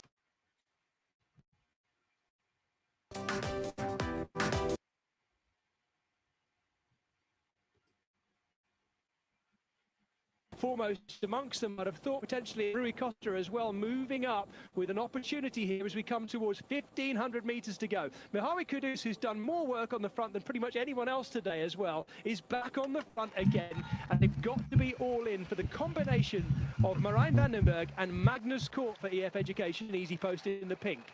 So you think's going to win? His ride today has been really, really spectacular. But right now, all the teams lining up, getting into their formations, and it's going to be interesting to see which team is going to lead this one out. It's like EF Education right now, but whether anyone's going to really challenge them, it is a headwind, so you want to try and leave things as late as possible to come off that final wheel. Van Marker has really taken up a good position right now, and he's on the wheel of Vandenberg. Yeah, Vandenberg is the last of those EF Education Easy Post riders as we go through the Flamme Rouge. 1 kilometre to go, and 1 kilometre alongside the coast here to the finish. There's got to be some late attacks. There has to be. The first of those looks like it's coming from Van Wilder. Ilan Van Wilder, that's not really an attack. It's more... And he's followed by Mojave Kudus, who's doing everything he can to hold the wheel, but he's letting it go. He's got to be careful here not to dispatch with his own team. He does. They're all trying to fight for that wheel of Vandenberg, but right now Van Wilder needs to look round. The gap has just opened up. He's just going to allow EF to rush into that gap, but that headwind right now just seems to be nullifying everything. Speed's quite low. Someone might get lulled into going a little bit too early, as we're seeing 600 meters to go. This is Odd Christian Eiking, who's doing last part of his lead out as well. Moran Vandenberg's its third wheel. Magnus Kort is the next to them as they come through some traffic. So Magnus Kort is what they're talking about, so he's the favorite. Magnus Kort is the next to go. Odd Christian Eiking is the last one. He's ringing himself out into the headwind. You can see how hard it is. And we've lost riders from this group as well, too, as we've come off the base of that climb. Magnus Kort is the next to go. Moran Vandenberg ready to launch. I'm going to show you. I'll pause it after, so I'm not going to say anything. I'll let it play. Middle of the road, and Tesfacion on the back wheel of him as well. What Vandenberg got left? Here we go. It looks to me like Casper Pedersen is ready to try and take up his wheel as well. Vandenberg is open. Pedersen off to one side. Rui Costa through the middle. Can they hang on? Pedersen. Casper Pedersen has come off the back wheel of that EF Education train, and Sudal. If you remember, Casper Pedersen was the one that was bridging the gap all by himself. So he was like the last one to catch up the group. And it's amazing that he actually won the race. He's the last one to catch, and he's the one that won the race. That's pretty crazy. It's pretty cool. Quick Step have come up with the goods. There's Mojave Kudus. A sprint finish in the end. It was almost not slow motion, but with that headwind we saw. He worked hard. He deserves the standing ovation. He worked hard today. I hope everybody brought him a drink after this, because he worked really hard for the boys, for the EF Education boys. They didn't win the race, but they didn't win the race, but they did get on the podium. So that's a good result, and because that's good points for EF Education. Pedersen, of course, who was trying to think back to when he won Paris Tour back in 2020. He was riding for DSM then. He rode through the Sunweb years and then DSM, and then this year finds himself having left DSM with Soudal Quickstep. And what a start to his time with Lefebvre's team as well. The Danish rider. Absolutely delighted with that. I wondered whether it wasn't going to swing in their favour, really, once we'd seen Remy Cavagna do so much, but it's worked out absolutely perfectly. And Pedersen, so here's a group. Real quality in a sprint like that. This is Niels Eekhoff, I think, who is leading in what I guess we have to call our peloton, and there are pro team riders in here as well. So they keep saying like pro team and world team. So they keep saying pro team and world team. So basically, it's just like Division 1 and Division 2. And in order to get into the Tour de France, you have to amass a certain amount of points. In order to be world team, you have to amass a certain amount of points. So every time your rider finishes like first, second, third, or fourth, you get like UCI points. It could be anywhere from like 500, 320 points, whatever. It could get up there. You know, quite a few points. You can amass quite a few points. So you need to be consistent. Your team needs to be consistent with how it places. As long as you guys are placing in the top 5, top 10, then you're consistently getting points, and then you stay in the world team. So like here in England, like the football leagues and stuff. So you get, you make it up to the Premiership, and if you don't stay in the top 17 of the top 20 teams, the bottom 3 teams go down, and the top 3 teams from the league below come up. So basically, they've sort of done the same thing with the world teams and the pro teams. So the world teams is like League 1. That's like the Premier League. And then the pro teams is League 2. So basically, he was saying, like, here come the pro team. So everybody that was in the breakaway today was Division 1. We're the best. We're the best of the best teams. So, and that's, if, on paper, that's how it's supposed to be. I mean, those are the best. They're all the world teams for a reason. So, and then that's how it played out, which is pretty cool. So we're gonna jump up to the Jean Parisio interior race. So this is let's just jump into that. podium with Luis Angel Mate. Today's winning team, Q36.5, without yesterday's winner, Matteo Mossetti. We have Burgos BH. Burgos BH. So this is just the beginning before the race starts. They have a big podium. Everyone comes up, takes pictures and all of that stuff. Meet the fans, meet and greet and stuff. So there's a Premier attack without Froome, because Froome is obviously going down to the Rwanda. And then who else we got? We got Kajaro. This is the team that one of the African riders ride for. Let me find his name. That's Kofidis. It's Lotto Sodell. Yep. Astana. That's the team that Mark Cavendish is going to be riding for. So he's not doing this race. I think they said this is the second year. So there's movie star. This is the second year. This is hosting this race as Intermarché Circus Wonte, UAE. There's Tadej Pogacar. He's like the former two-time winner of the Tour de France and runner-up last year because he got beat out by Jonas Vingegaard. So as the boys are on the line getting ready for the race to start, I'm gonna let it play. And it looks like the guy on the screen, me, is frozen. Now it's moving again. So this is like all the formalities before the race and stuff. Everyone gets a little piece of the start. It's pretty cool, pretty amazing. So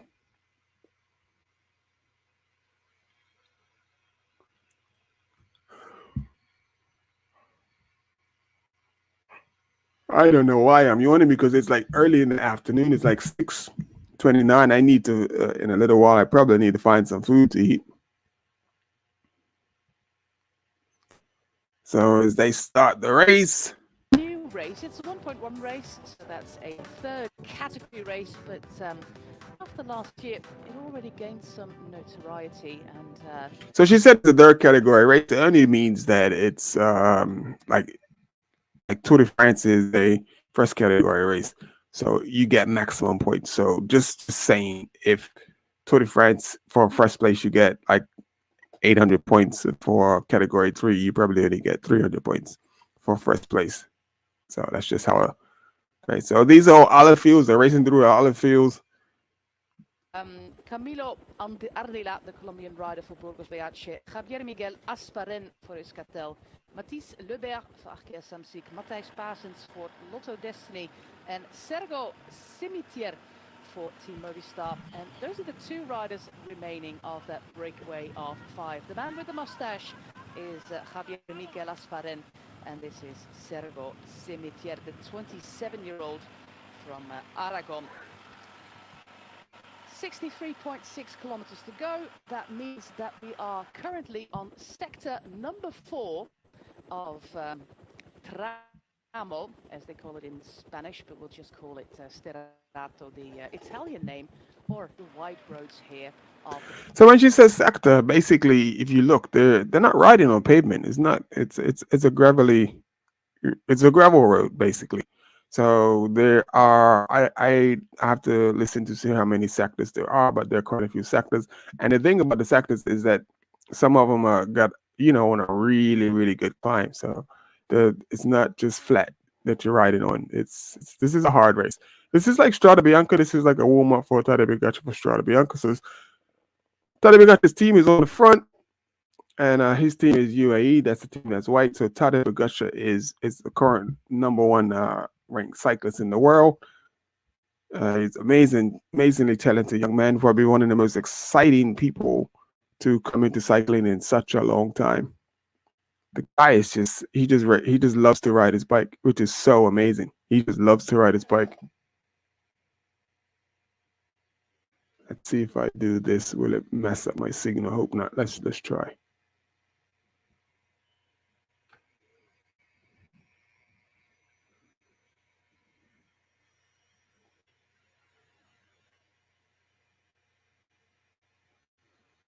So looks like it's still okay.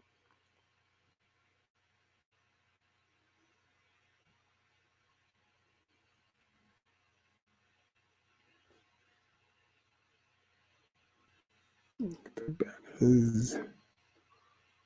We need to.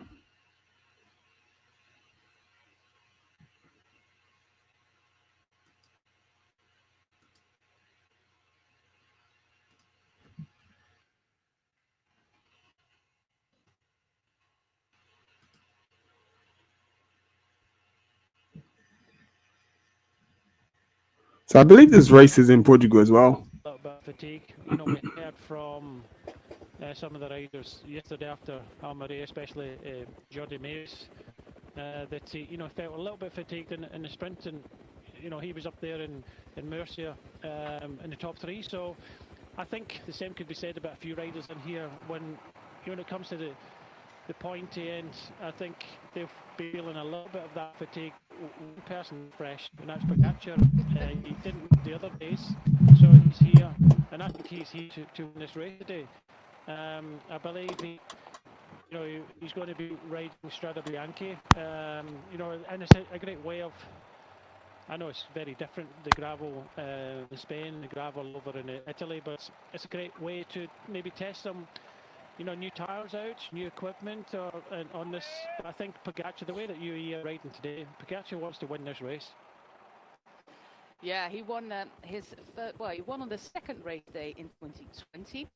He won on the third race day in 2021, and last year he won on the fourth race day of the year. So, well, there's only one position left to do on your first day of the year, and that is actually win the race. And yeah, it's going to be an interesting combination, racing Strada Bianchi on Saturday and then going all the way up to the north of France, just outside of Paris, to start the 8-day stage race of Paris-Nice. So, yeah, he wants to defend that title, of course, in Strada Bianchi. Tell us a bit the feeling starting by the There he season. is, How do you Pogacar. feel? What's your goals for today? Yeah, I feel good. My goal is to feel good through all the race and yeah, try to do the best with the team.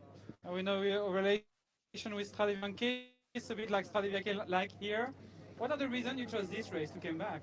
I don't know, just try something different and spice up the calendar. And you already hope to win today?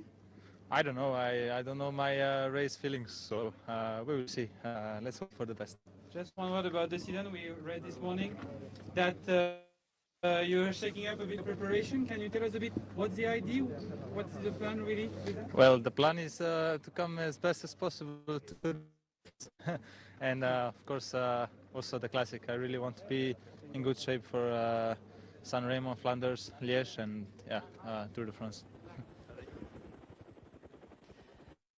Yeah, he's only just 24, Tadej Pogacar, twice winner of the Tour de France, and all these other things that he's won already. And yeah, this is the start of his season. That will also include, yet again, the Tour of Flanders. Last year, he was actually not that far off. So let's see what he can do this year, of course. We're all looking forward to that. But first, there's a whole lot of racing coming up.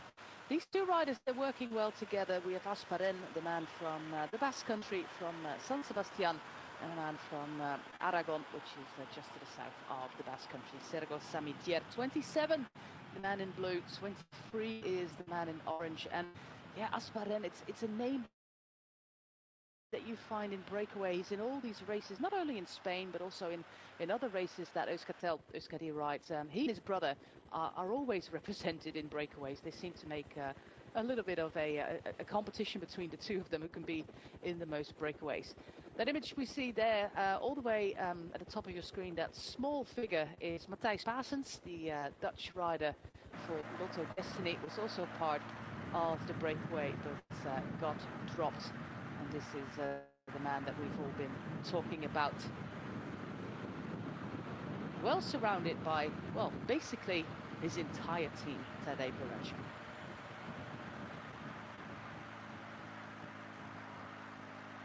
I'm happy to report the Tufts are back in business for another season, Brian. Yes, he's decided to keep a bit of length in his hair, as always. He always seems like a very happy guy. I've never seen Pogacar frustrated. He always is happy, kind, seems very down to earth as a person as well, despite everything that he's won. I like that. he seems to be the perfect sportsman that in defeat he will go up and congratulate the winner.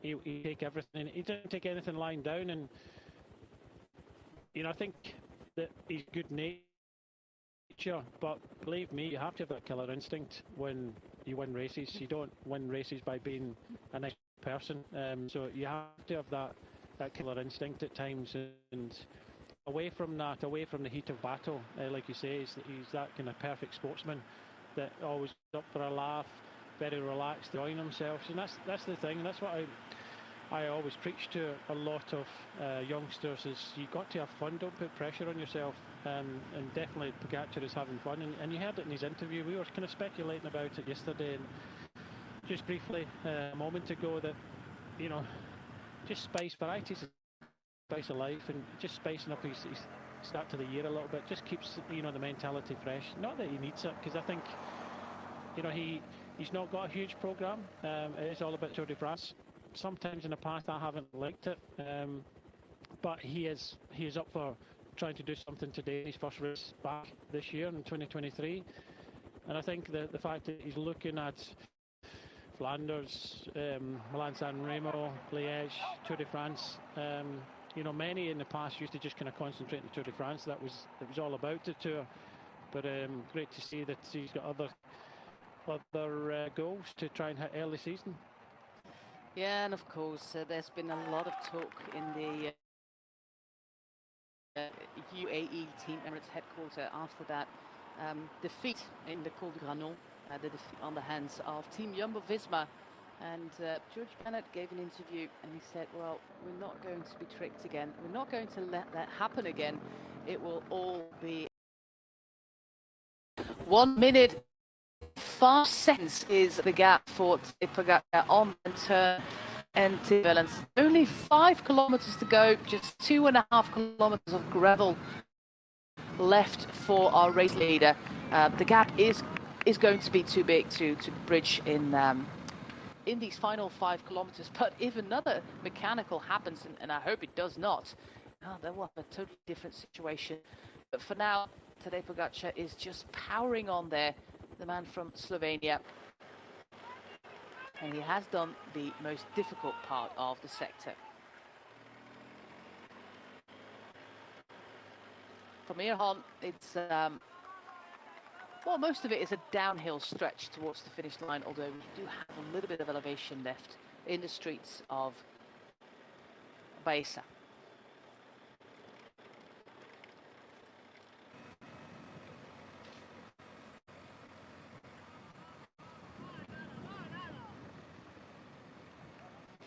The two chasers where Wellens is taking over, Brian, or is this just I was just about show? to say that. The question now is, do you want to secure 2 places in the podium? And that's your answer there. It was always going to be very close behind, and it's always in the mind. Pogačar's won this. He's over a minute in front. Do you really want to finish on the podium? Tim Wellens wants to, and that's why he's helping here. So it was just a case of the group behind were very, very close, and so why not ride? You're not going to catch Pogačar in front. So this is good tactics here from UAE Team Emirates, because they want to have 2 riders on the podium at the end. Of course, a team like Emirates don't have to worry about points and the renewal of the World Tour licenses. Winning a Tour de France will get you about 1,000 points at least, with some stage wins and days in the yellow jersey, etc. So it's not an absolute must to have 2 riders on the podium, but it's a nice thing to have. But for Pogačar, it means first race day of the year, first win. He hasn't done that before. He's been thereabouts, 2nd, 3rd, 4th race day in recent years. But winning on the first day, that's a new one for him, and it will make him happy. This is personal for Tim Wellens. I know it's not the ultimate goal to finish 2 riders on the podium, or 3, but when you've worked hard for the team, and looking back at the races that we've covered over the last couple of days, Tim Wellens has worked hard. So for that kind of personal touch, I think it's nice that encouraging him to ride. because he'll get on the podium. And okay, being on the podium, everybody wants to win, but at the same time they realise that this man is just stronger than anybody else, and it's nice for Tim Wellens to get himself on that podium. He was on it last year, and to do it again, it's just a nice feeling that having been on the podium with the winner, and the winner just happens to be your teammate. 3 kilometers left for Tadej Pogačar. Remember the first time he came to prominence that we all had to work very hard on that pronunciation. I think most people have got it nailed. He's, of course, among the top 3 of best cyclists in the world. Last year, 4th in the Tour of Flanders, and he almost had it. He almost had it, actually. Not that far away from actually winning the Tour of Flanders. The gap is yo-yoing just a little bit there, but a minute is a solid lead, especially since this is mostly downhill all the way back to Baeza, a town of about 16,000 inhabitants. With Wellens and Turner in pursuit, 2.5 kilometers left to go for this man. And this is that third group, that chasing group with Lorenzo Rota still. He has got a teammate here, looks like Zimmermann.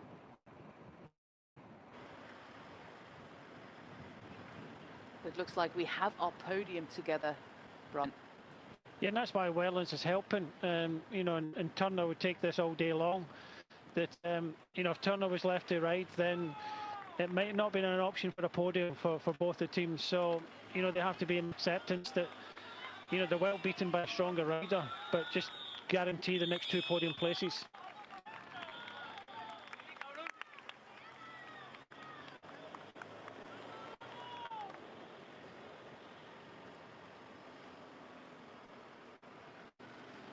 It's almost in the bag for Tadej Pogačar.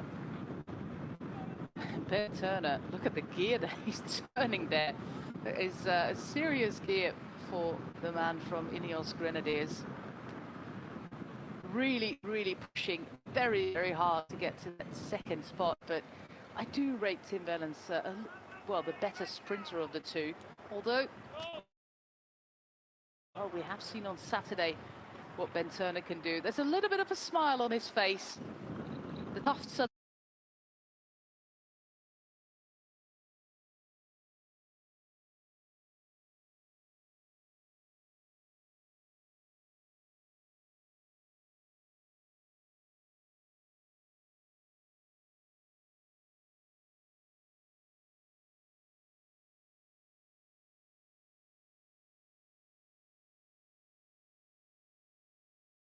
on air here on Eurosport, Discovery Plus and GCN Plus with Jess Cox and with you, Brian. And this man will be on the start line together with a whole lot of superstars and a really, really exciting course. Always, of course, here in the south of Spain. The weather promises to be good, although we do have a little bit of wind, just like we had on the weekend. But Tadej Pogačar is off to a great start of the season already. For the start, yeah, he was unsure whether the race legs were there. Well, 42 kilometers from the finish line, and we had a pretty steep part in Santa Eulalia. That is where he attacked. The only one who could follow were Andreas Kroon and Ben Tulit. But after a kilometer or two, these two riders also were dropped from the wheel of Tadej Pogačar, who started an hour-long effort on his own. There wasn't even a slight panic. There was a flat tire, there was a bike change. He lost about 30-35 seconds, but still wins the bike race with a pretty large margin. The smile on his face, Tadej Pogačar, he is the winner. First day of the season, first race day of the season, first victory for him in the sunshine here in Baeza. Absolutely stellar outcome to this race. The best man won, and the best man today is Tadej Pogačar. Bravo to him, also bravo to the fantastic teamwork of Emirates, because they set the attack up for this man to complete. Wonderful victory for Tadej Pogačar.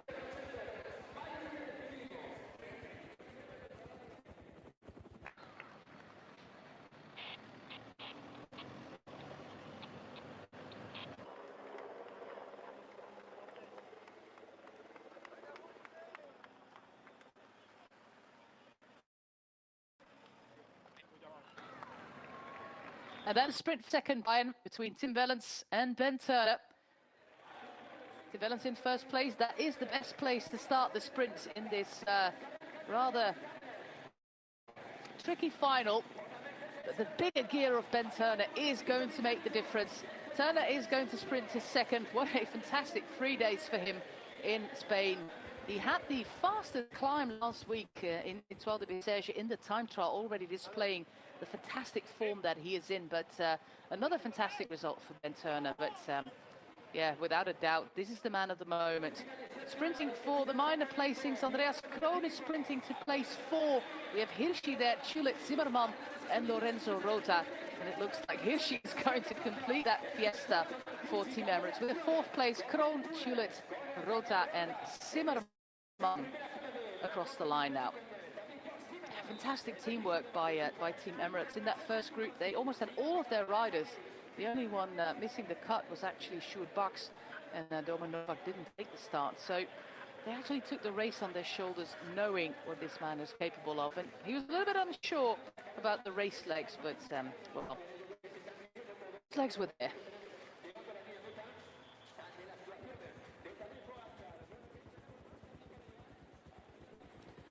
Well, Brian, another solo win here in Classica Jaén Pariso Interior. They changed the course, riding it counterclockwise this time, but the outcome's actually the same, a solo victory. Let's see what happens next year if we do it again. I think it'll still be a stronger field. I prefer this course. A lot of people saying it was maybe a little bit easier than last year. I think there was a couple of bits that needed to be taken out the course, and I think the organisers have done that. But if you get the legs, there's no place to hide in these type of events. And Pogačar showed that in his first race of the year, you know, he's on song. He wants to do well in the early season events, and why not? But you know, good. I'm glad he got on the podium for the effort he's put in. But yeah, it was a good race by many riders. But you know, there's a few teams that walk away from this thinking that where did it all go wrong, and many riders. But you know, there's a few teams that walk away from this thinking that. And for Ben Turner, Tim Wellens was there. I'm glad he got on the podium for the effort he's put in. You know, he's on song. He wants to do well in the early season.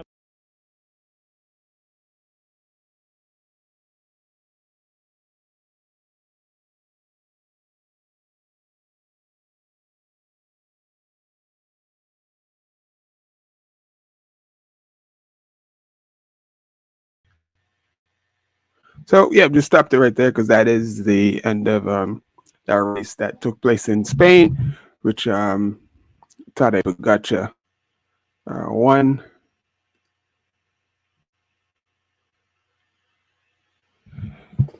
And it's his first race of the year, so it's pretty amazing. It's pretty spectacular that his first race of the year, and a lot of riders don't like normally do that, like to this first race of the year and you win.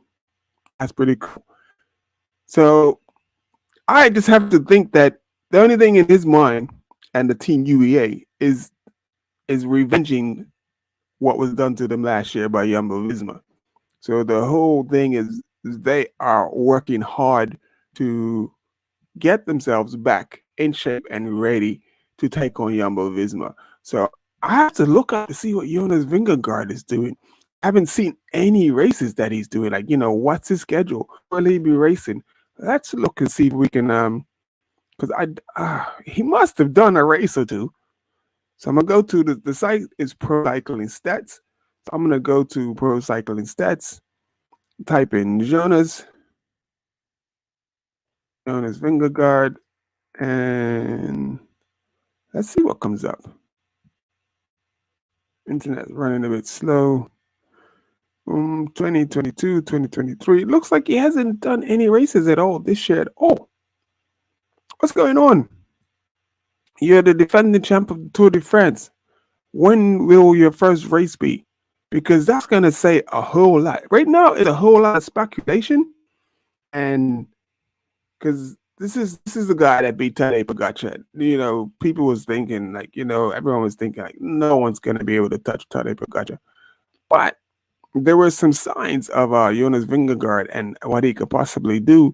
The year before he won the Tour de France, he was like the first person to actually be able to get away from Tadej Pogacar on particular climbs, and the climbs that tended to be like longer and harder, like more long than hard, because Tadej Pogacar has the advantage on the harder climbs. Like he seems like he has more power, but the what allows Jonas Vingegaard to see, I think he has a higher like pain threshold where he can hold on to, like he can get in that zone for what seems like a bit longer than Tadej Pogacar. So let me see. I'm trying to see. It's no. He hasn't done any races this year. I mean, it's like if he has, it's just been listed. So anyway. We're just waiting for him to do his first race, because everyone's going to be excited to see how he's doing, what he's going to be.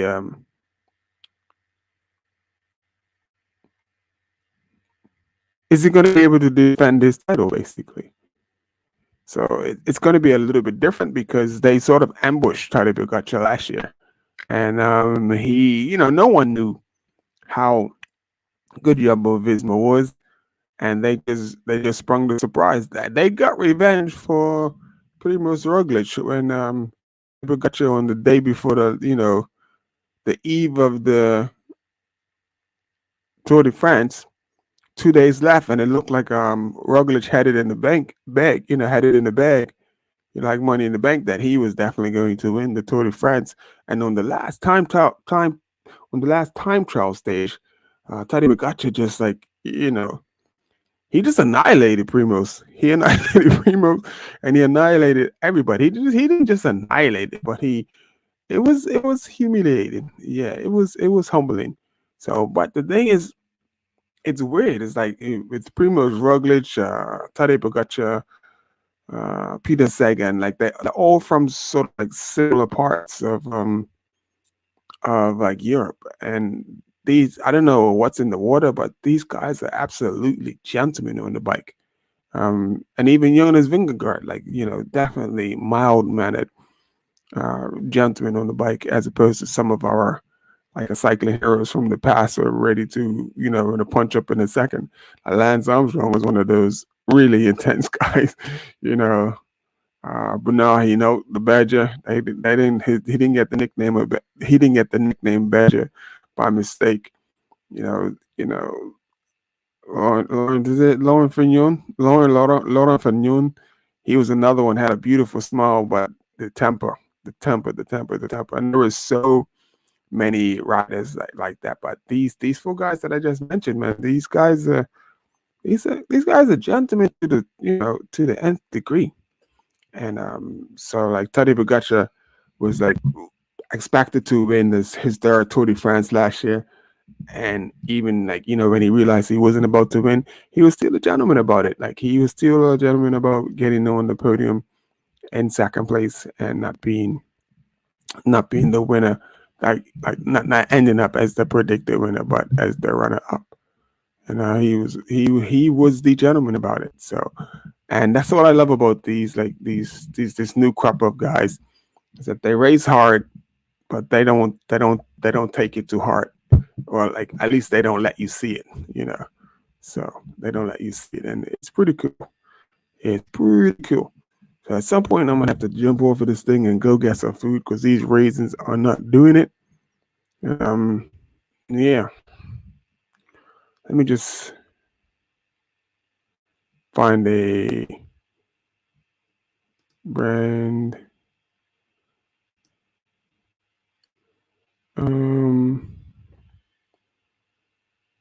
Okay.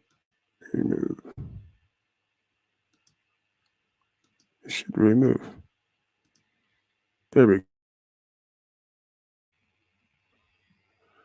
Oh. Why does it do that?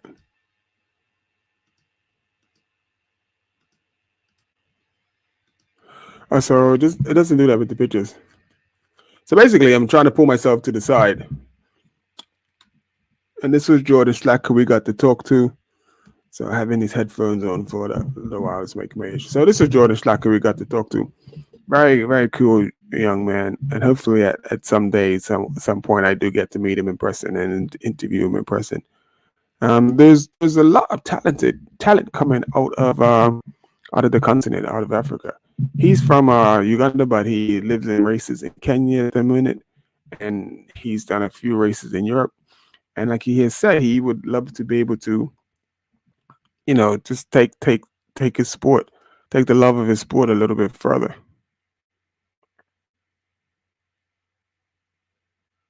So that says hello. He's saying me hello again. I'm not quite sure. Maybe I disappeared or something. But yeah, I don't know. I don't know what he's saying hello to. But thank you. I'm saying hello back. Because it's just like, to the pros think that flat races are boring, and that's how I responded to him. Some of the stages, like the flat stages in the Tour de France, are quite boring. They've openly said that, and even as a commentator, and you're watching them, like, I'm not gonna do it now. You got to fight to stay awake. So I don't know why it's only 7:00 here, and I have to go get a few things from the grocery store after this. So I've got about 15 more minutes. So that's Jordan Slack, great young man. Who else we gonna show you? His picture. I'm going to grab. Let me see. Let me grab some.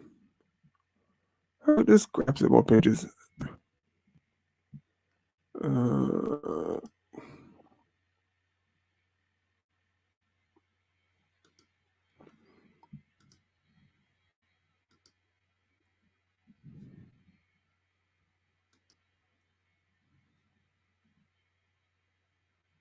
So I'm just going to show you some of the African pro riders.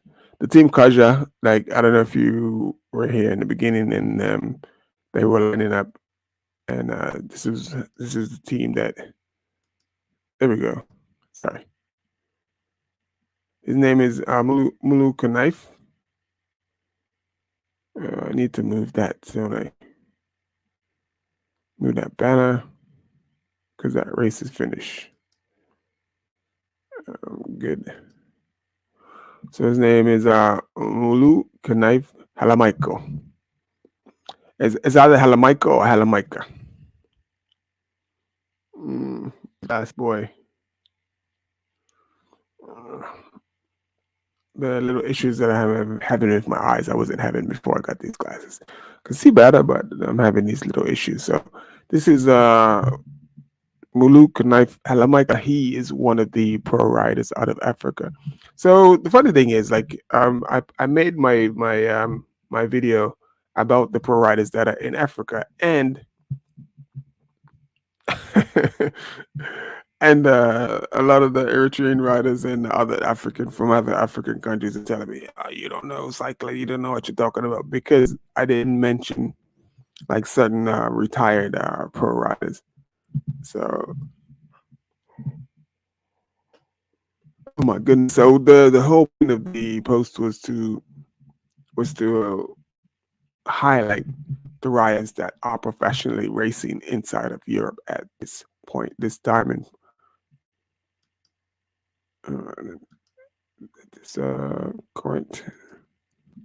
at this point in time. That's so now we're gonna go to Hanuk.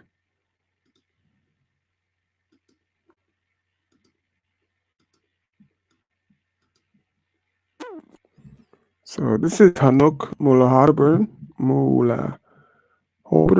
Manuk Mulahorben. soon as the page loads up.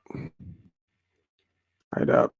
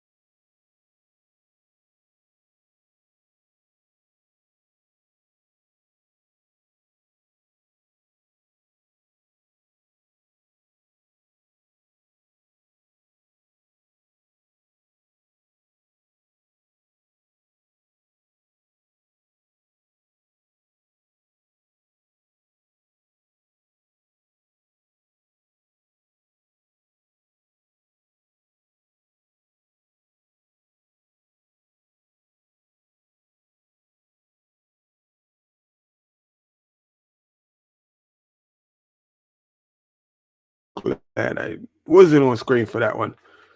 Oh, it still caught me yawning. Man, I thought I was off the camera when I did that. Then locked me up and exposed me. Now you want to go to black after I finished the yawn. But anyway, you're supposed to go to black while I was yawning. That's all good. Let's see if it comes on the screen with the big yawn. I did. Oh my goodness.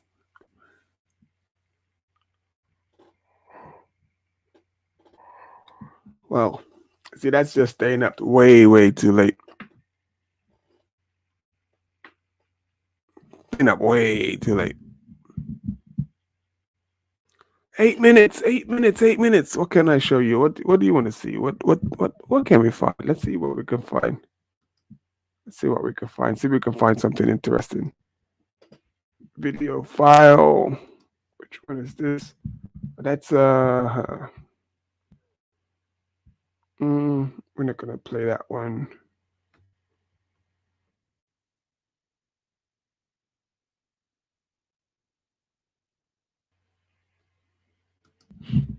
Boom, boom, boom, boom, boom. Video projects.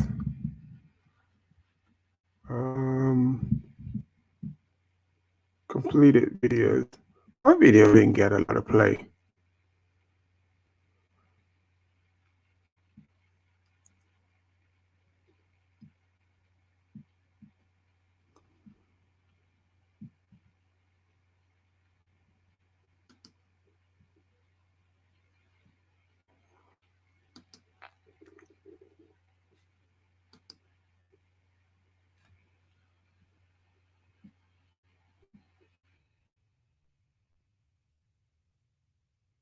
Just looking for something really quickly. I think it just might play the 2 days in Italy. I'm gonna try to find something. It's way too much stuff to get through.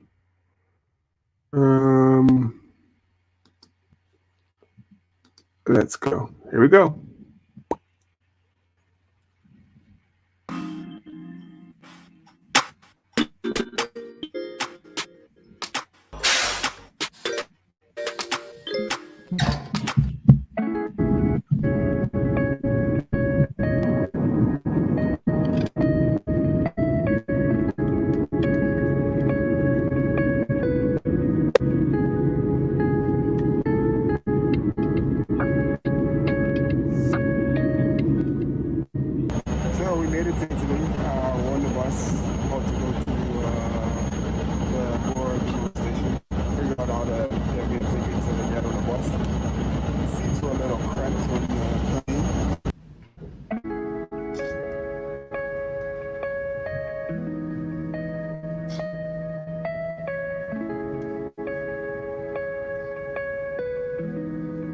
just mountains all the way around. So I'm gonna try to get my bike together as quick as possible and go do the Motorola. And tomorrow we start riding early and do the Stelvio. Okay, here we are. We're gonna follow the bike path along the river. So let's go get a little bit of pain. Suffer for no reason. Can't believe I forgot my self-esteem.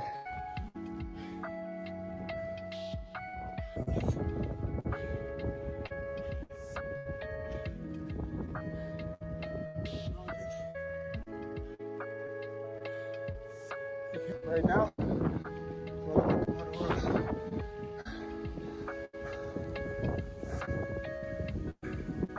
so you know how we do.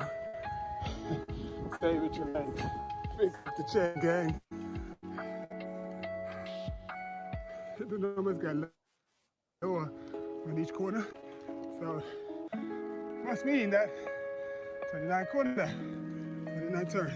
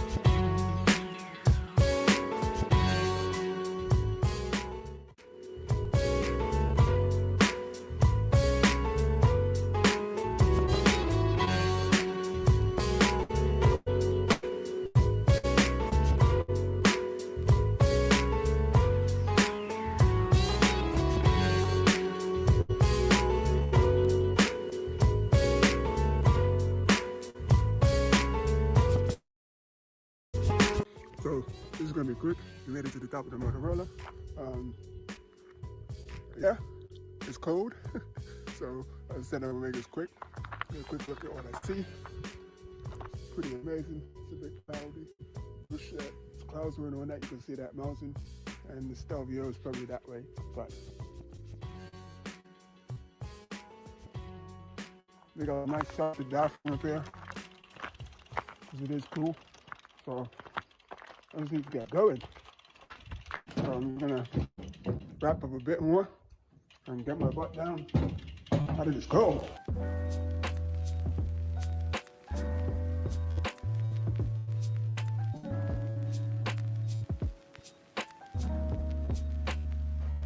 Good morning. So we're on the way to the Stelvio.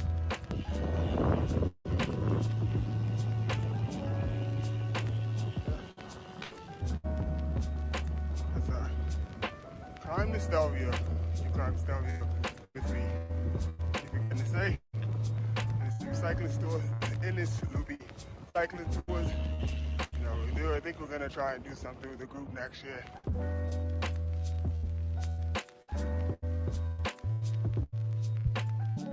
I'm getting to Bourmio in the city. I'm thinking it's gonna be like a chill flat ride. Almost 3,000 feet of climbing just to get to Bourmio. I'm trying to enjoy the day. No race, no rush. The weather's warming up. It was cold first thing this morning. Got crack on 2 minutes of that. So here we are in Stelvio. This is amazing.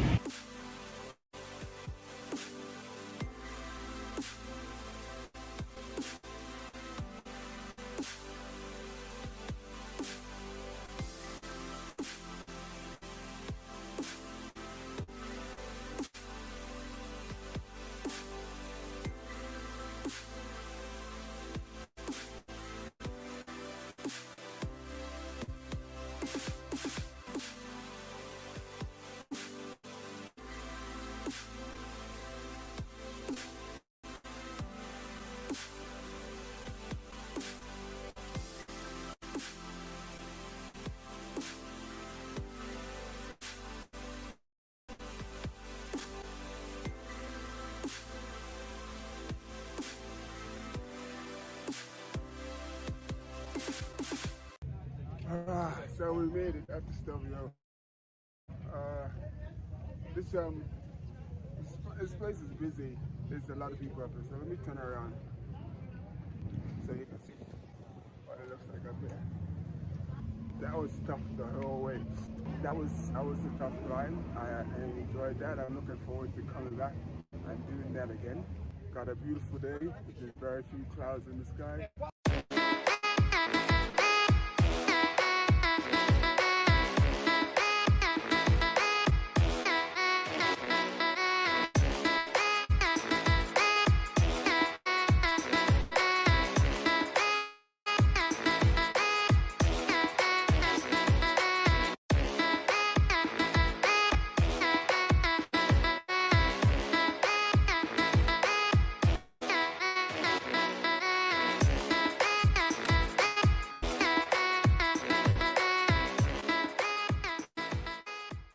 Like right now where I'm at, it's probably about right here.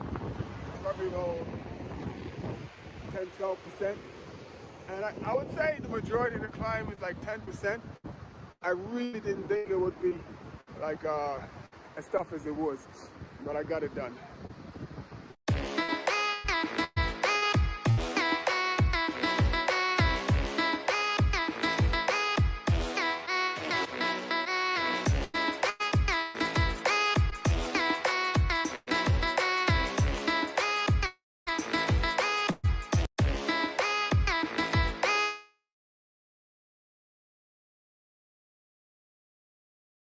Pizza. I had some risotto last night. Some risotto and fresh vegetables. I don't know. They say the food in Italy is good, and it was freaking amazing. I might get the same thing again tonight. But anyway, peace out. Hope you enjoy. Like you. Stop right here. Really small tunnel.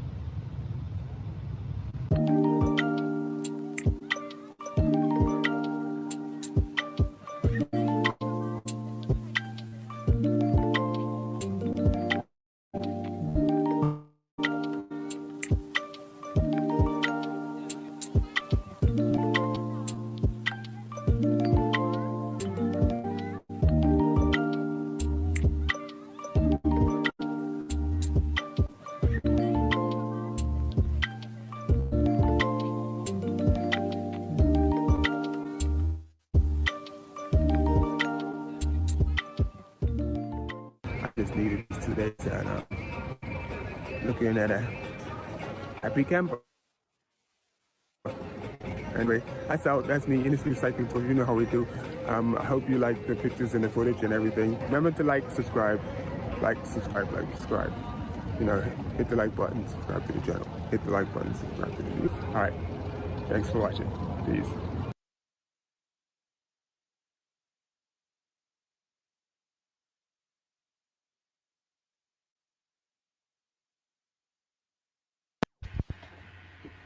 So, there it is. End of a Friday cycling chat number 1. So hopefully next week we have 4 people today. 4. Are you mad or what? So I'm pretty stoked at that. Thanks Jordan for dropping in stopping by. I'm gonna have to clip that up so people can have a peep that out and check that out.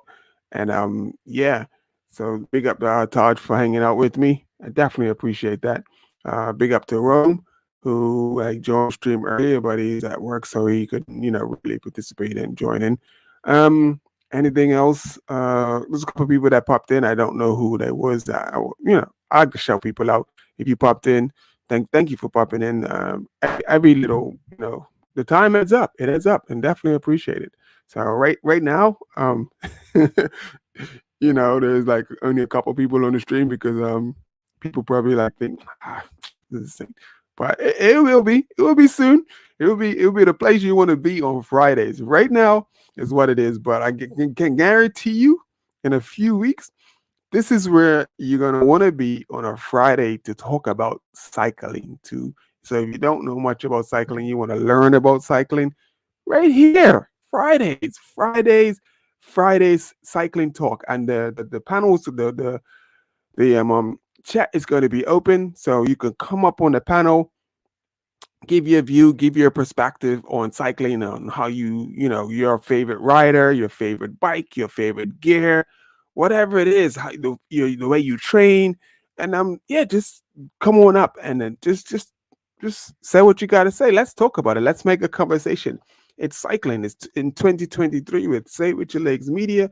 This is how we do. We're about to be out, and peace. See ya.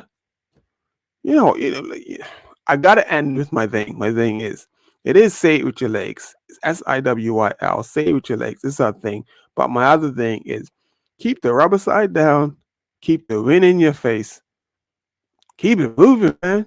Keep it moving. Anyway, I'm out. See you later. Peace.